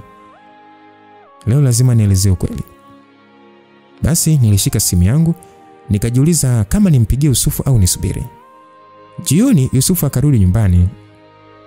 Akaniuliza kwamba vipi siku yako imeendaje Tasha? Nikamwambia Yusufu, leo walikuja wageni. Basi baada ya kumwambia hivyo Yusufu akauliza kwamba wageni gani? Nilivuta pumzi ndefu nikasema ya kwamba walijitambulisha kuwa ni Mama Hawa na binti yake anaitwa Hawa. Yusufu alikaa kimya kwanza, uso wake ulibadilika. Akakaa karibu na mimi akasema kwamba Tasha wamekwambia nini? Nimeambiwa niwafikishie ujumbe kwako kuwa Hawa amekuja na nataka unielezee mwenyewe kuhusu yeye. Tasha, ngoja nikwambie ukweli tu wote bila kuficha chochote. Hawa ni mchumba wangu. Nilimposa kwa muda mrefu sana. Familia zetu ni family friends. Wazazi wetu wana share katika kampuni moja. Kwa muda mrefu wamekuwa wakipanga tuoane ili ndoa zetu, yani ndoa yetu iunganishe familia zetu na ushirika wa kampuni. Kwa hiyo mimi nani katika yote Yusuf? Tasha tafadhali naomba unisikilize kwanza sawa? Mimi sijawahi kuwa tayari kumuoa Hawa. Nilikuwa nikizungusha muda tu kwa sababu alishafanya uamuzi wa kuondoa kizazi chake kwa makusudi. Alisema hataki kuzaa katika maisha yake. Sasa mimi sitaki kuishi na mwanamke ambaye hata nizalia mtoto. Huo ndio ulikuwa mgogoro wetu mkubwa. Aliposema hivyo mwili wangu ulianza kutetemeka. Kwa hiyo alideti na mimi ili nimzalie tu ama? Unajua siku niliposikia una mimba yangu, niliamua nikutafute tena japo hatakuwa sawa tena. Lakini nikajua hiyo ni ishara kutoka kwa Mungu. Niliona wewe ndiye mwanamke ambaye angeweza kunipa zawadi ambayo nilikuwa naikosa, yani mtoto. Kwa hiyo uliwaambia wazazi wako nini? Niliwaambia kuwa kuna mwanamke ana mimba yangu na niliwaahidi kuwa nitalea mimba hiyo mpaka ujifungue. Kisha baada ya hapo nitakubali kumooa Hawa. Lakini kusema kweli sipo tayari tena kuwa na Hawa. Moyo wangu nakupenda wewe. Msikilizaji, nilishindwa kuzuia kilio changu. Machozi yakadondoka kama mvua. Yusufu, kwa hiyo mimi nilikuwa tu nje ya kupata mtoto si ndio? Tasha hapana. Sio hivyo. Mimi nakupenda kwa dhati kabisa. Mimi nijikuta nimeshindwa tu kumtazama Hawa tena. Nilijua moyo wangu umehamia kwako. Wewe ndio mama wa watoto wangu. Na wewe ndiye ninayempenda. Yusufu umeniumiza sana. Basi nivongevu akanisogelea, akafuta machozi yangu. Tasha, nimekosea. Lakini tafadhali, naomba unisamehe. Nilikosa ujasiri wa kukuambia mapema. Leo nakuambia kweli wote. Sina mwingine moyoni ila ni wewe. Basi siku hiyo mimi sikuweza kusema chochote. Nilikosa la kuamua. Nilishindwa nimshirikishe nani. Nilibaki tu kimya. Sasa kesho yake bwana ilikuwa ni siku ya Jumamosi. Wakati nikiwa nimekaa sebleni nikimnyonyesha mtoto, Yusufu alitoka chumbani akiwa amevaa kama anataka kutoka. Akaja karibu yangu. Akaniambia kwamba najua bado unaumia lakini nataka tukamilishe jambo moja muhimu leo. Ninyanyua macho yangu nikamtazama nikamuuliza jambo gani? Leo nataka tuende kwa wazazi wangu. Nataka kuambia ukweli wote. Sitaki tena kuendelea kuficha. Sitaki kumooa Hawa. Nataka wajue kuwa wewe ndiye mke wangu wa kweli nitakayemooa. Nilitaka kuamini maneno yake lakini pia nilijua hiyo sio kazi rahisi. Yusufu, ni kweli uko tayari? Wazazi wako ni si wataumia sana? Acha waumie bwana. Acha waumie leo kuliko kuishi na uongo milele. Wala hata usijiulize siji usianze kujifikiria kuhusu wao kuumia. Tasha, mimi nimechoka kuficha, nimechoka kuigiza. Basi baada ya saa moja tulikuwa kwenye gari kuelekea nyumbani kwa wazazi wake. Tulipofika walitukaribisha, akawaomba tuongee jambo. Sasa tulikuwa tumekaa kikao. Yusufu alianza kuelezea jinsi Hawa na mama yake walivyokuja nyumbani. Kisha akasema kwamba baba na mama, kuna jambo muhimu nataka niwaambie leo. Nilijua hili aliita wapendeza, lakini siwezi tena kuishi kwa uongo. Sitaki kumwoa Hawa. Mama mkwe kwa hasira akauliza kwamba unasema nini? Nimesema siwezi kumwoa Hawa. Mimi nampenda Tasha na ndiye mama wa mtoto wangu. Yusufu alijibu kwa ujasiri kabisa. Baba Yusufu alicheka kwa dharau. Akasema kwamba upendo. Hivi upendo utakulisha? Kwamba unampenda? Kampuni yetu na kina Hawa iliungana kwa makubaliano ya kifamilia. Si mchezo wa hisia zako za ujana. Tulikubaliana ndoa yenu iwe sehemu ya muunganiko wa familia zetu zaidi. Baba mkwe alisema hivyo. Sasa mama mkwe akasema kwamba na unadhani tutakubali mtoto wa mama ntilia awe sehemu ya familia yetu, Huyu binti maskini ataongeza nini kwenye mali zetu? Yusufu. Basi nijikuta nikaanza kutetemeka. Macho akaanza kujikusanya. Baba mkwe akasema kwamba umesikia mtoto wangu? Kama umeamua kumkataa Hawa, basi ujue na sisi tumeukataa wewe. Utafute maisha yako huko na huyo mke wako huyo. Sawa baba na mama, kama hilo ndilo mnataka basi mimi nitachagua moyo wangu. Sitamwacha Tasha.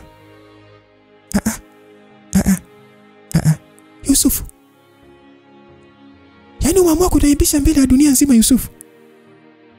Mama mkwe alimaka huyo. Mimi muda wote nipo kimya. Yusufu aliinuka, akanishika mkono, tukatoka mle ndani. Tulipofika kwenye gari akaniambia kwamba Tasha, tumeanza safari ngumu, lakini nitakulinda hadi mwisho. Basi siku iliyofuata nilikuwa nipo mwenyewe nyumbani. Yusufu alikuwa ameenda kazini na Pendo alienda sokoni. Hawa na mama yake wakawa wamekuja. Waliingia bila hata kungojea ruhusa yangu, nyuso zao zikiwa zimejaa hasira. Hawa akaniangalia kwa dharau akasema kwamba kwa hiyo wewe ndio unayejiita mke wa Yusufu,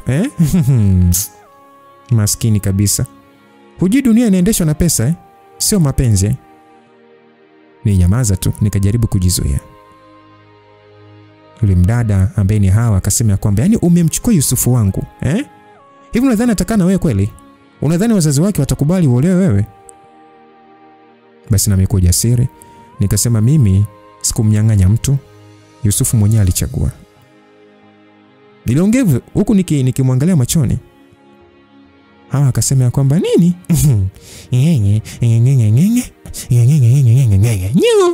Alikuchagua kwa sababu ulimzalia tu. Lakini nataka ujue kitu kimoja. Nitapambana hadi mwisho. Sitakubali mwanaume ambaye tumepangwa kuoana tangu utotoni achukuliwe na mwanamke wa mitaani tu kama wewe. Alisema hivyo kwa dharau. Nilitaka kujibu ila nikaishia kumwangalia tu. Hawa kwa sauti ya hasira akasema mama twende. Mama yake akasema kabla hawajaondoka. Yaani kabla hajaondoka sasa mama yake akasema kwamba ni eti hujui unacheza na nani wewe binti Tutahakikisha mtoto wako tunampoteza. Wakaondoka bwana. Wakiniacha pale nimeganda.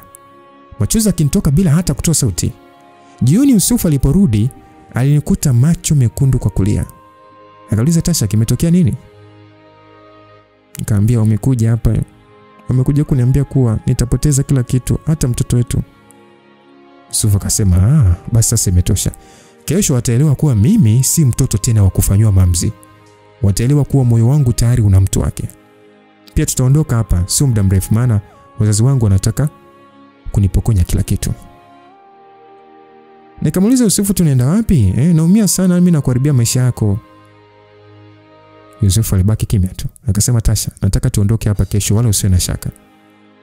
Popote tu penye amani tutaenda. Yaani nataka ukaa mbali kabisa na watu. Basi mimi nishindwa kujibu, nikamkumbatia tu. Moyoni nilijua hana amani, lakini mapenzi yake yalikuwa ya kweli. Aliamua kuacha mali, hadhi, kila kitu kwa ajili yangu tu. Asubuhi ilipofika aliamka mapema. Nilimsikia akiongea na mtu kwenye simu. Akasema ndio kaka. Tutahitaji nyumba ndogo tu hata iwe nje kidogo ya mji, sitaki mtu yote ajue tulipo. Basi baada ya kuongea hivyo Nikamuuliza kwamba umeongea na nani? Yusufu akasema nimemwomba rafiki yangu mkubwa nisaidie kutafuta nyumba ili asimwambie baba wala mama. Basi ilibidi tumuite Pendo. Tukamwambia mpango mzima. Tulipanga mizigo yetu, nguo na vitu vingine, furniture na vitu vyote vinavyohusu nyumba tuliviacha. Hata usafiri tulikodi. Tuliacha gari la Yusufu mle ndani na milango tuliacha wazi. Hatukufunga na funguo. Muda huo Yusufu alishamwachisha kazi mlinzi. Tulikutana na rafiki yake anaitwa James, akawa ametukaribisha kwake. Kesho yake nyumba ikawa imepatikana, ilikuwa ni apartment. Tukatumamia huko. Yusufu akaniambia twende nyumbani kwetu. Akawaelezea wazazi wangu vizuri japo walionyesha wasiwasi, ila akawaambia hakuna tatizo litakalotokea. Basi kwa kuwa mahali ilikuwa imesharipiwa, aliomba pale tufunge ndoa chapchap nini. Ndoa ikapita. Ilikuwa kimya tu, yani watu wachache tu. Swala ndoa likakamilika. Kwa hiyo maisha yalianza upya. Tulivunja laini zote za zamani, tukasajili mpya. Muda huu tulikuwa tunawasiliana na watu wachache. Wazazi wangu pamoja na rafiki yake Yusufu tu. Hata Skola tulimcut off. Yusufu alisema anaweza hata waambia wazazi wake mipango yetu. Japo nilikuwa namuamini sana rafiki yangu, ila ndio hivyo, ikabidi nimsikilize mume wangu. Siku moja mama akawa amenipigia simu. Nilipopokea nikaona kama hayupo sawa. Ikabidi niweke loudspeaker ili tusikie wote. Mimi, Yusufu na Pendo. Nasi nikasema pala, "Hello mama." Mama akasema, "Tasha mwanangu, wazazi wa Yusufu walikuja nyumbani leo. Walizungumza maneno ya vitisho sana. Hata baba yako alibaki kimya. Walisema hawatakaa waache wapoteze heshima kwa sababu ya mtoto wao kuishi na wewe. Walisema watahakikisha wanawatenganisha kwa gharama yote ile. Na walisema wataendelea kufuatilia mahali mlipo. Maana sisi tumesema hatujui." Basi baada ya mama kuongea hivyo, Yusufu akamwambia mama kwamba, "Mama, tafadhali msiwe na hofu. Wazazi wangu hawataweza kufanya chochote. Hata wakijaribu hawatofanikiwa." Mama akajibu, "Sawa mwanangu. Ngoja tuone." Basi bwana, mwezi mmoja ulipita. Yusufu hakuwa na kazi. Mara nyingi tulikuwa tunashinda wote nyumbani. Siku moja Yusufu akaniambia kwamba, "Tasha, kuna jambo kubwa nataka nikwambie." Nikauliza, "Jambo gani?" Akasema, "Tunaondoka nchini." Nikauliza, "Kuelekea wapi tena?" "Kwa muda mrefu nimekuwa nikifuatilia mipango yangu ya kazi Tasha. Sasa imekuwa sawa. Shangazi yangu ameweka kila kitu sawa kule alipo, na huko alipo ni South Africa ambapo yupo Jamila. Na kazi imepatikana. Kwa hiyo itatubidi tuondoke haraka. Kesho nitaanza mipango ya kukutafutia passport." "Yusufu, sasa vipi kuhusu wazazi wangu? Unajua kuwa wataendelea kufuatiliwa na wazazi wako na sisi tutakuwa mbali." "Mke wangu, habari njema ni kuwa rafiki yangu James amenipatia nyumba yake, kwa hiyo atahamia huko. Na nitamlipa hapo nikiwa vizuri zaidi kifedha. Kwa hiyo usijali, pale wataondoka hivi karibuni." "Asante mpenzi wangu, leo nitakuwa na amani." Basi moyoni nilipata amani kidogo. Nikamwomba Yusufu kila alilopanga lifanikiwe. Yusufu alidhamiria kweli. Alifanya mambo faster. Kwa hiyo kila kitu kilivyokamilika, wazazi wangu walihamishwa na pia sisi tukaondoka. Mimi, Yusufu na mtoto wetu Karim pamoja na Pendo. Yaani Yusufu hakutaka kabisa tumwache Pendo. Alikuwa anampenda sana Pendo. Kwa mara ya kwanza tukapanda ndege sisi watoto wa fundi. Tukapokelewa na shangazi akiwa na Jamila. Kwanza tuseme sio shangazi, ni rich auntie. Anaitwa Auntie Tabia. Alikuwa single tu na kumbe hata hakuwa na mtoto kabisa. Aliwahi kuzaa mtoto mmoja hivi, ila kwa bahati mbaya mtoto wake akawa amefariki. Basi huyu shangazi akasema ya kwamba hapa nyie kaini kwa raha zenu, kaka tajijua mwenyewe na mke wake na zama zao za kizamani za kuchagulia mtu mpenzi wa kuishi naye. Basi Jamila akawa anawasiliana na wazazi wake. Wanamlalamikia kuhusu kaka yake. Yeye anajifanya kusikitika tu wakati huo tupo pembeni yake. Yusufu akaanza kazi rasmi, tukawa tunakaa pale kwa shangazi maana alikataa sisi kuondoka. Tukaona hamna budi, tumeendelea tu kukaa pale. Auntie Tabia alikuwa na supermarket. Sio kubwa kivile, ila ilikuwa na wateja sana. Jamila na Pendo ndio wakawa wanaenda kufanya kazi huko. Mimi nikanabaki nyumbani na dada wa kazi. Sometimes nikichoka kukaa nyumbani ndio na mimi naenda nao. Basi miezi kakatika, maisha yakaendelea vizuri tu. Wazazi wangu nao walikuwa hawana tatizo, wanatusisitizia tu tukae vizuri huko.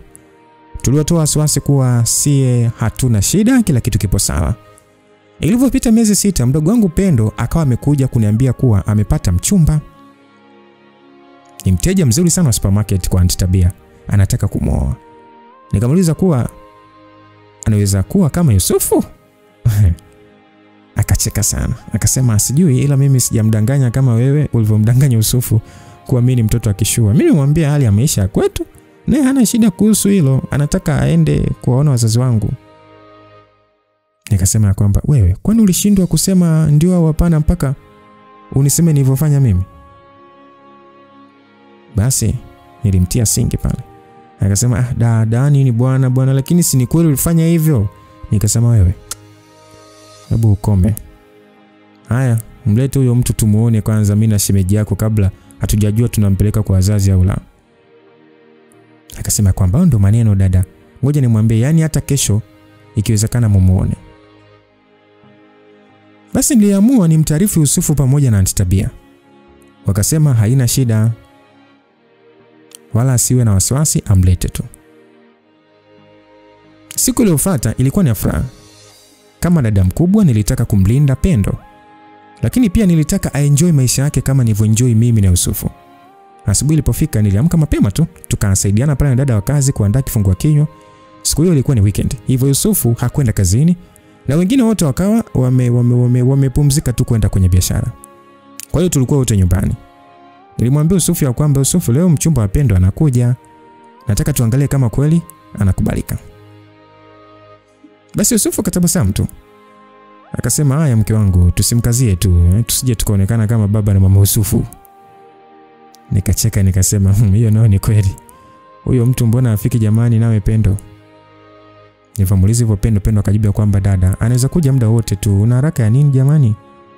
Nikasema wewe muda unaenda bwana.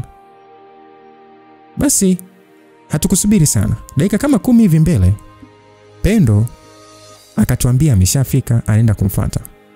Akawa amekuja naye. Alikuwa amevaa smart sana. Tukamkaribisha pale, akajitambulisha kuwa anaitwa Kevin. Aunti Tabia alimchangamkia sana. Ilionyesha ni mteja wake mzuri.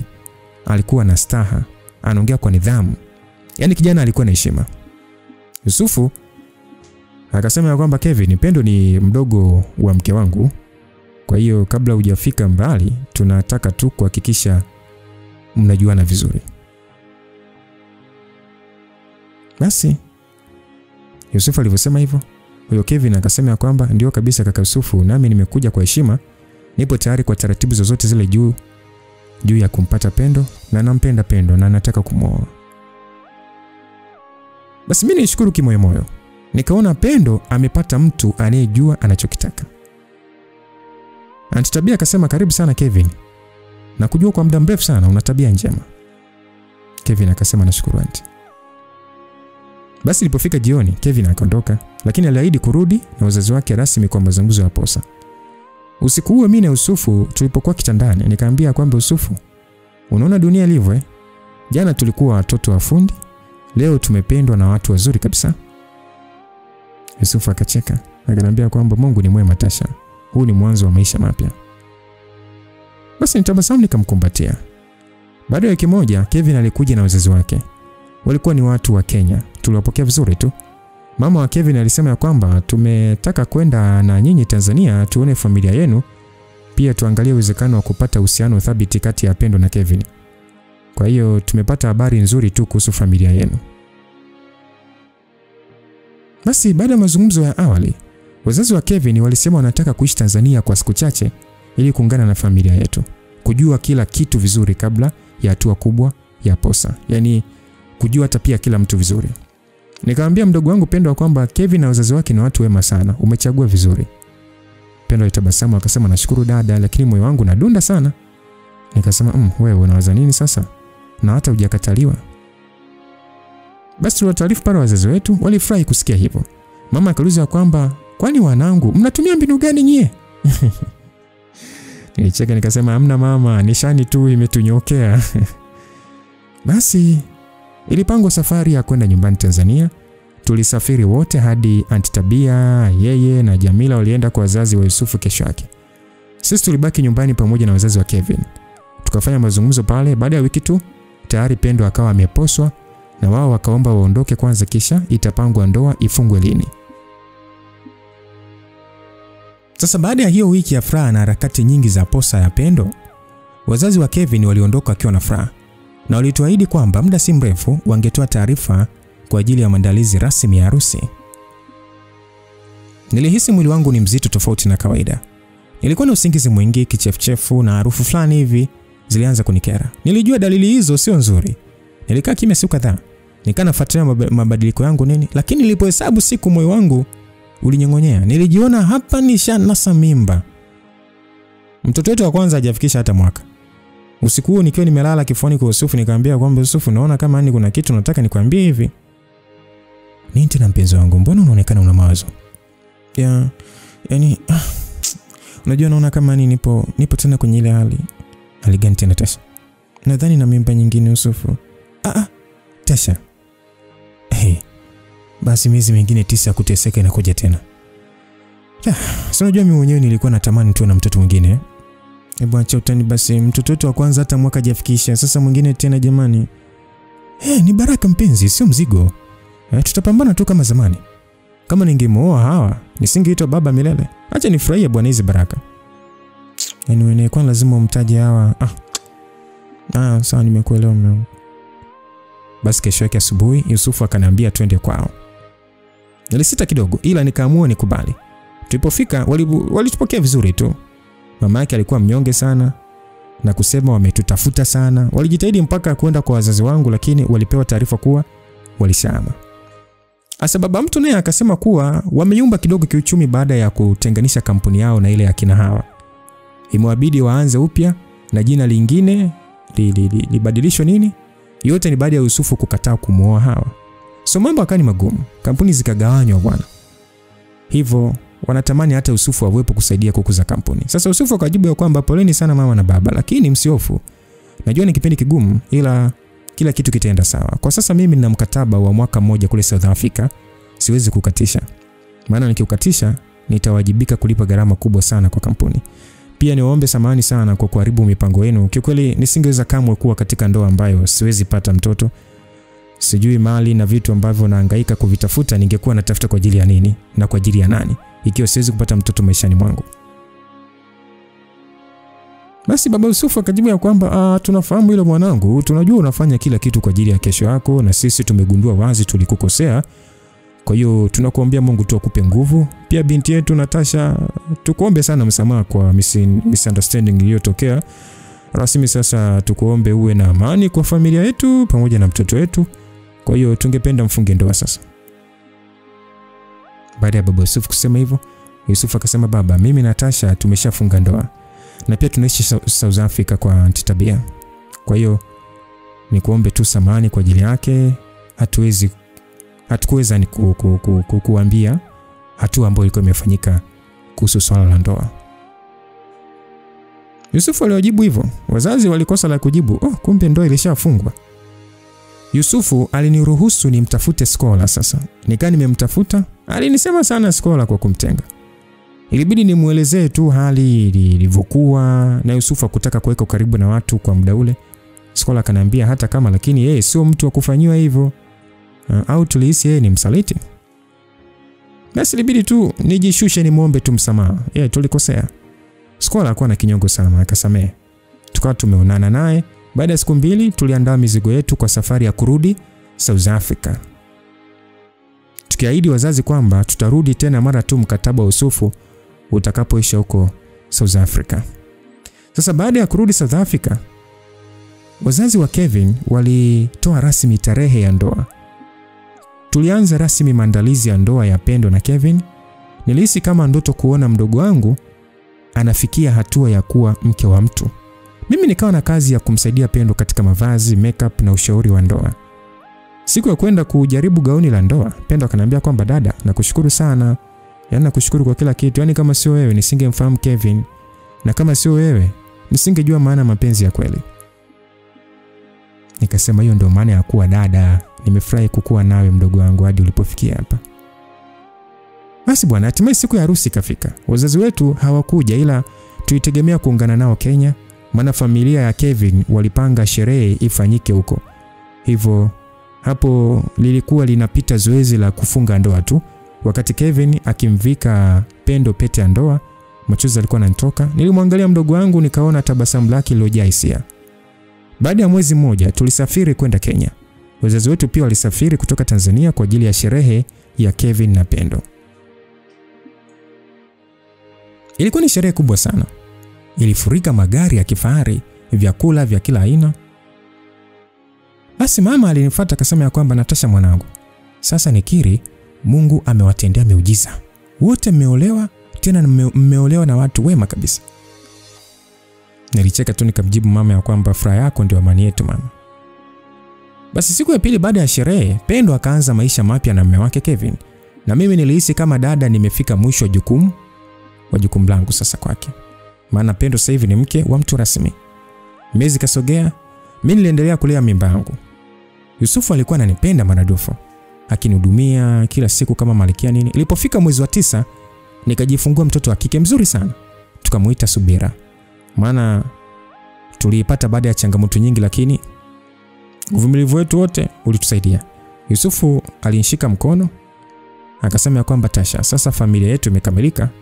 Karimu na Subira, watoto wetu wamekuja katika nyakati ambazo ni nzuri sana. Kwa hiyo wakati wetu ni wa thamani mno. Basi bwana, baada ya miezi michache tuliamua kurudi Tanzania kabisa. Tulihisi ni wakati wa kurudi nyumbani, kule ambapo ndoto zetu zilianza. Pendo nilimwacha na mumewe huko South Africa. Jamila naye pia alichumbiwa na mzungu akaolewa. Sisi maisha yetu yakaendelea vizuri tu. Familia ya Yusufu haikuleta vipingamizi tena. Yusufu akaniambia kuwa, mke wangu, nataka sasa uanze kuyaishi yale maisha uliokuwa unanionyesha Instagram. Nataka utembee kokote utakapo, uvae nguo unayotaka, chochote unachokitaka nataka ni hivyo. Basi nikacheka tu. Yusufu akasema inabidi tufungue biashara mbili, ya kwake na ya kwangu. Yeye alifungua biashara ya vifaa vya ujenzi, mimi nikafungua duka la nguo. Nikaliita Tasha's Closet. Ndani ya mwaka mmoja tu tulihama kwenye nyumba ndogo na kuhamia kwenye mjengo wa kifahari tuliojenga wenyewe. Siku moja wakati tunarudi nyumbani usiku, Yusufu alisimamisha gari karibu na sehemu tuliyokutana kwa mara ya kwanza miaka ile ya nyuma. Akasema, Tasha, unaona tulikotoka? Nilicheka tu nikasema, sikuwahi kufikiria tutafika hapa, lakini mapenzi yetu yalikuwa baraka yangu kubwa. Basi alinibusu mkono. Akaniambia kwamba nataka ujue wewe ndiye zawadi yangu ya kwanza. Nikasema, ni mume wangu. Haya, nakupenda. Akajibu, nakupenda pia Tasha. Basi siku moja Yusufu alikuja na zawadi kubwa sana. Gari jipya jeupe lenye plate number Queen Tasha. Nikasema, Yusufu, hii yote ni kwa ajili yangu? Akajibu, mke wangu, mke wa mfalme lazima aendeshe gari la kifahari. Na kwa nini ulikuwa unapiga picha kwenye magari ya watu wakati lilikuwa swala la muda tu kusubiria uanze kutamba na vya kwako? Kwa nini ulikuwa unafanya hivyo mpuzi wewe? Basi nilishia kucheka tu. Sasa ningewezaje kuacha kupiga picha kwenye magari ya watu na wakati mie gari la kuuzia sura sina? Maisha yangu na Yusufu yalikuwa ni ya neema tupu. Tulikuwa tunamiliki kampuni, nyumba kifahari na watoto wawili wazuri, Karimu na Subira. Tulikuwa tukisafiri mara kwa mara, tukiishi kama nilivyokuwa naota. Siku moja tuliamua kwenda kutembelea mgahawa wa zamani tuliokuwa tukila kipindi cha uchumba wetu. Basi tulisikia mtu anatuita. Kuinua sura kumwangalia, alikuwa ni Hawa. Yusufu akauliza, uko poa Hawa? Hawa akasema, siwezi kusema nipo vizuri. Maisha yamenifundisha zaidi ya nilivyotarajia. Niliwahi kufikiri mali na pesa ndio furaha, kumbe hapana. Yusufu akauliza kwamba kwa nini unasema hivyo? Hawa akasema, nilipewa pesa nidhani nina kila kitu. Nikaenda kutoa kizazi. Nilipata mume akanioa, niliamini ndoa yangu itakuwa ya furaha. Leo hii mume wangu kaniacha kwa kuwa anataka mtoto. Kwa hiyo hakuna matokeo. Hata ndugu zangu wamenigeuka, sijui nilikuwa nafikiri nini. Basi baada ya kusema hivyo mimi nimwambia kwamba Hawa, Mungu ana njia zake. Wakati mwingine atakupokonya kila kitu ili atufundishe namna ya kutambua thamani ya kile tulichokuwa nacho. Niliongea hivyo. Hawa akasema, kiukweli nimepoteza kila kitu. Leo nimejifunza furaha haiji kwa pesa tu. Basi Yusufu akasema kwamba pole sana Hawa, maisha hubadilika na kila mtu ana nafasi ya kuanza upya, kwa hiyo jipe moyo. Basi bwana, ilibidi tuishie tu kwa kumpatia pole, maana tulikuwa na cha kumsaidia. Ila nilihisi uchungu, yani nilihisi uchungu wake. Unajua, mwanamke aliyeamini mapenzi bila kujua thamani ya nafsi yake. Tulipotoka pale, Yusufu akaniambia kwamba Tasha, tumshukuru Mungu kwa kila tulicho nacho. Nikajibu ndio mume wangu, leo nimeamini kuwa furaha ya kweli haipimwi kwa pesa, bali kwa amani ya moyo na upendo wa dhati. Ya kabisa. Angalia, sisi tulikuwa na ndoto, leo tunaishi ndoto zetu mume wangu. Na bado tuna safari mbele.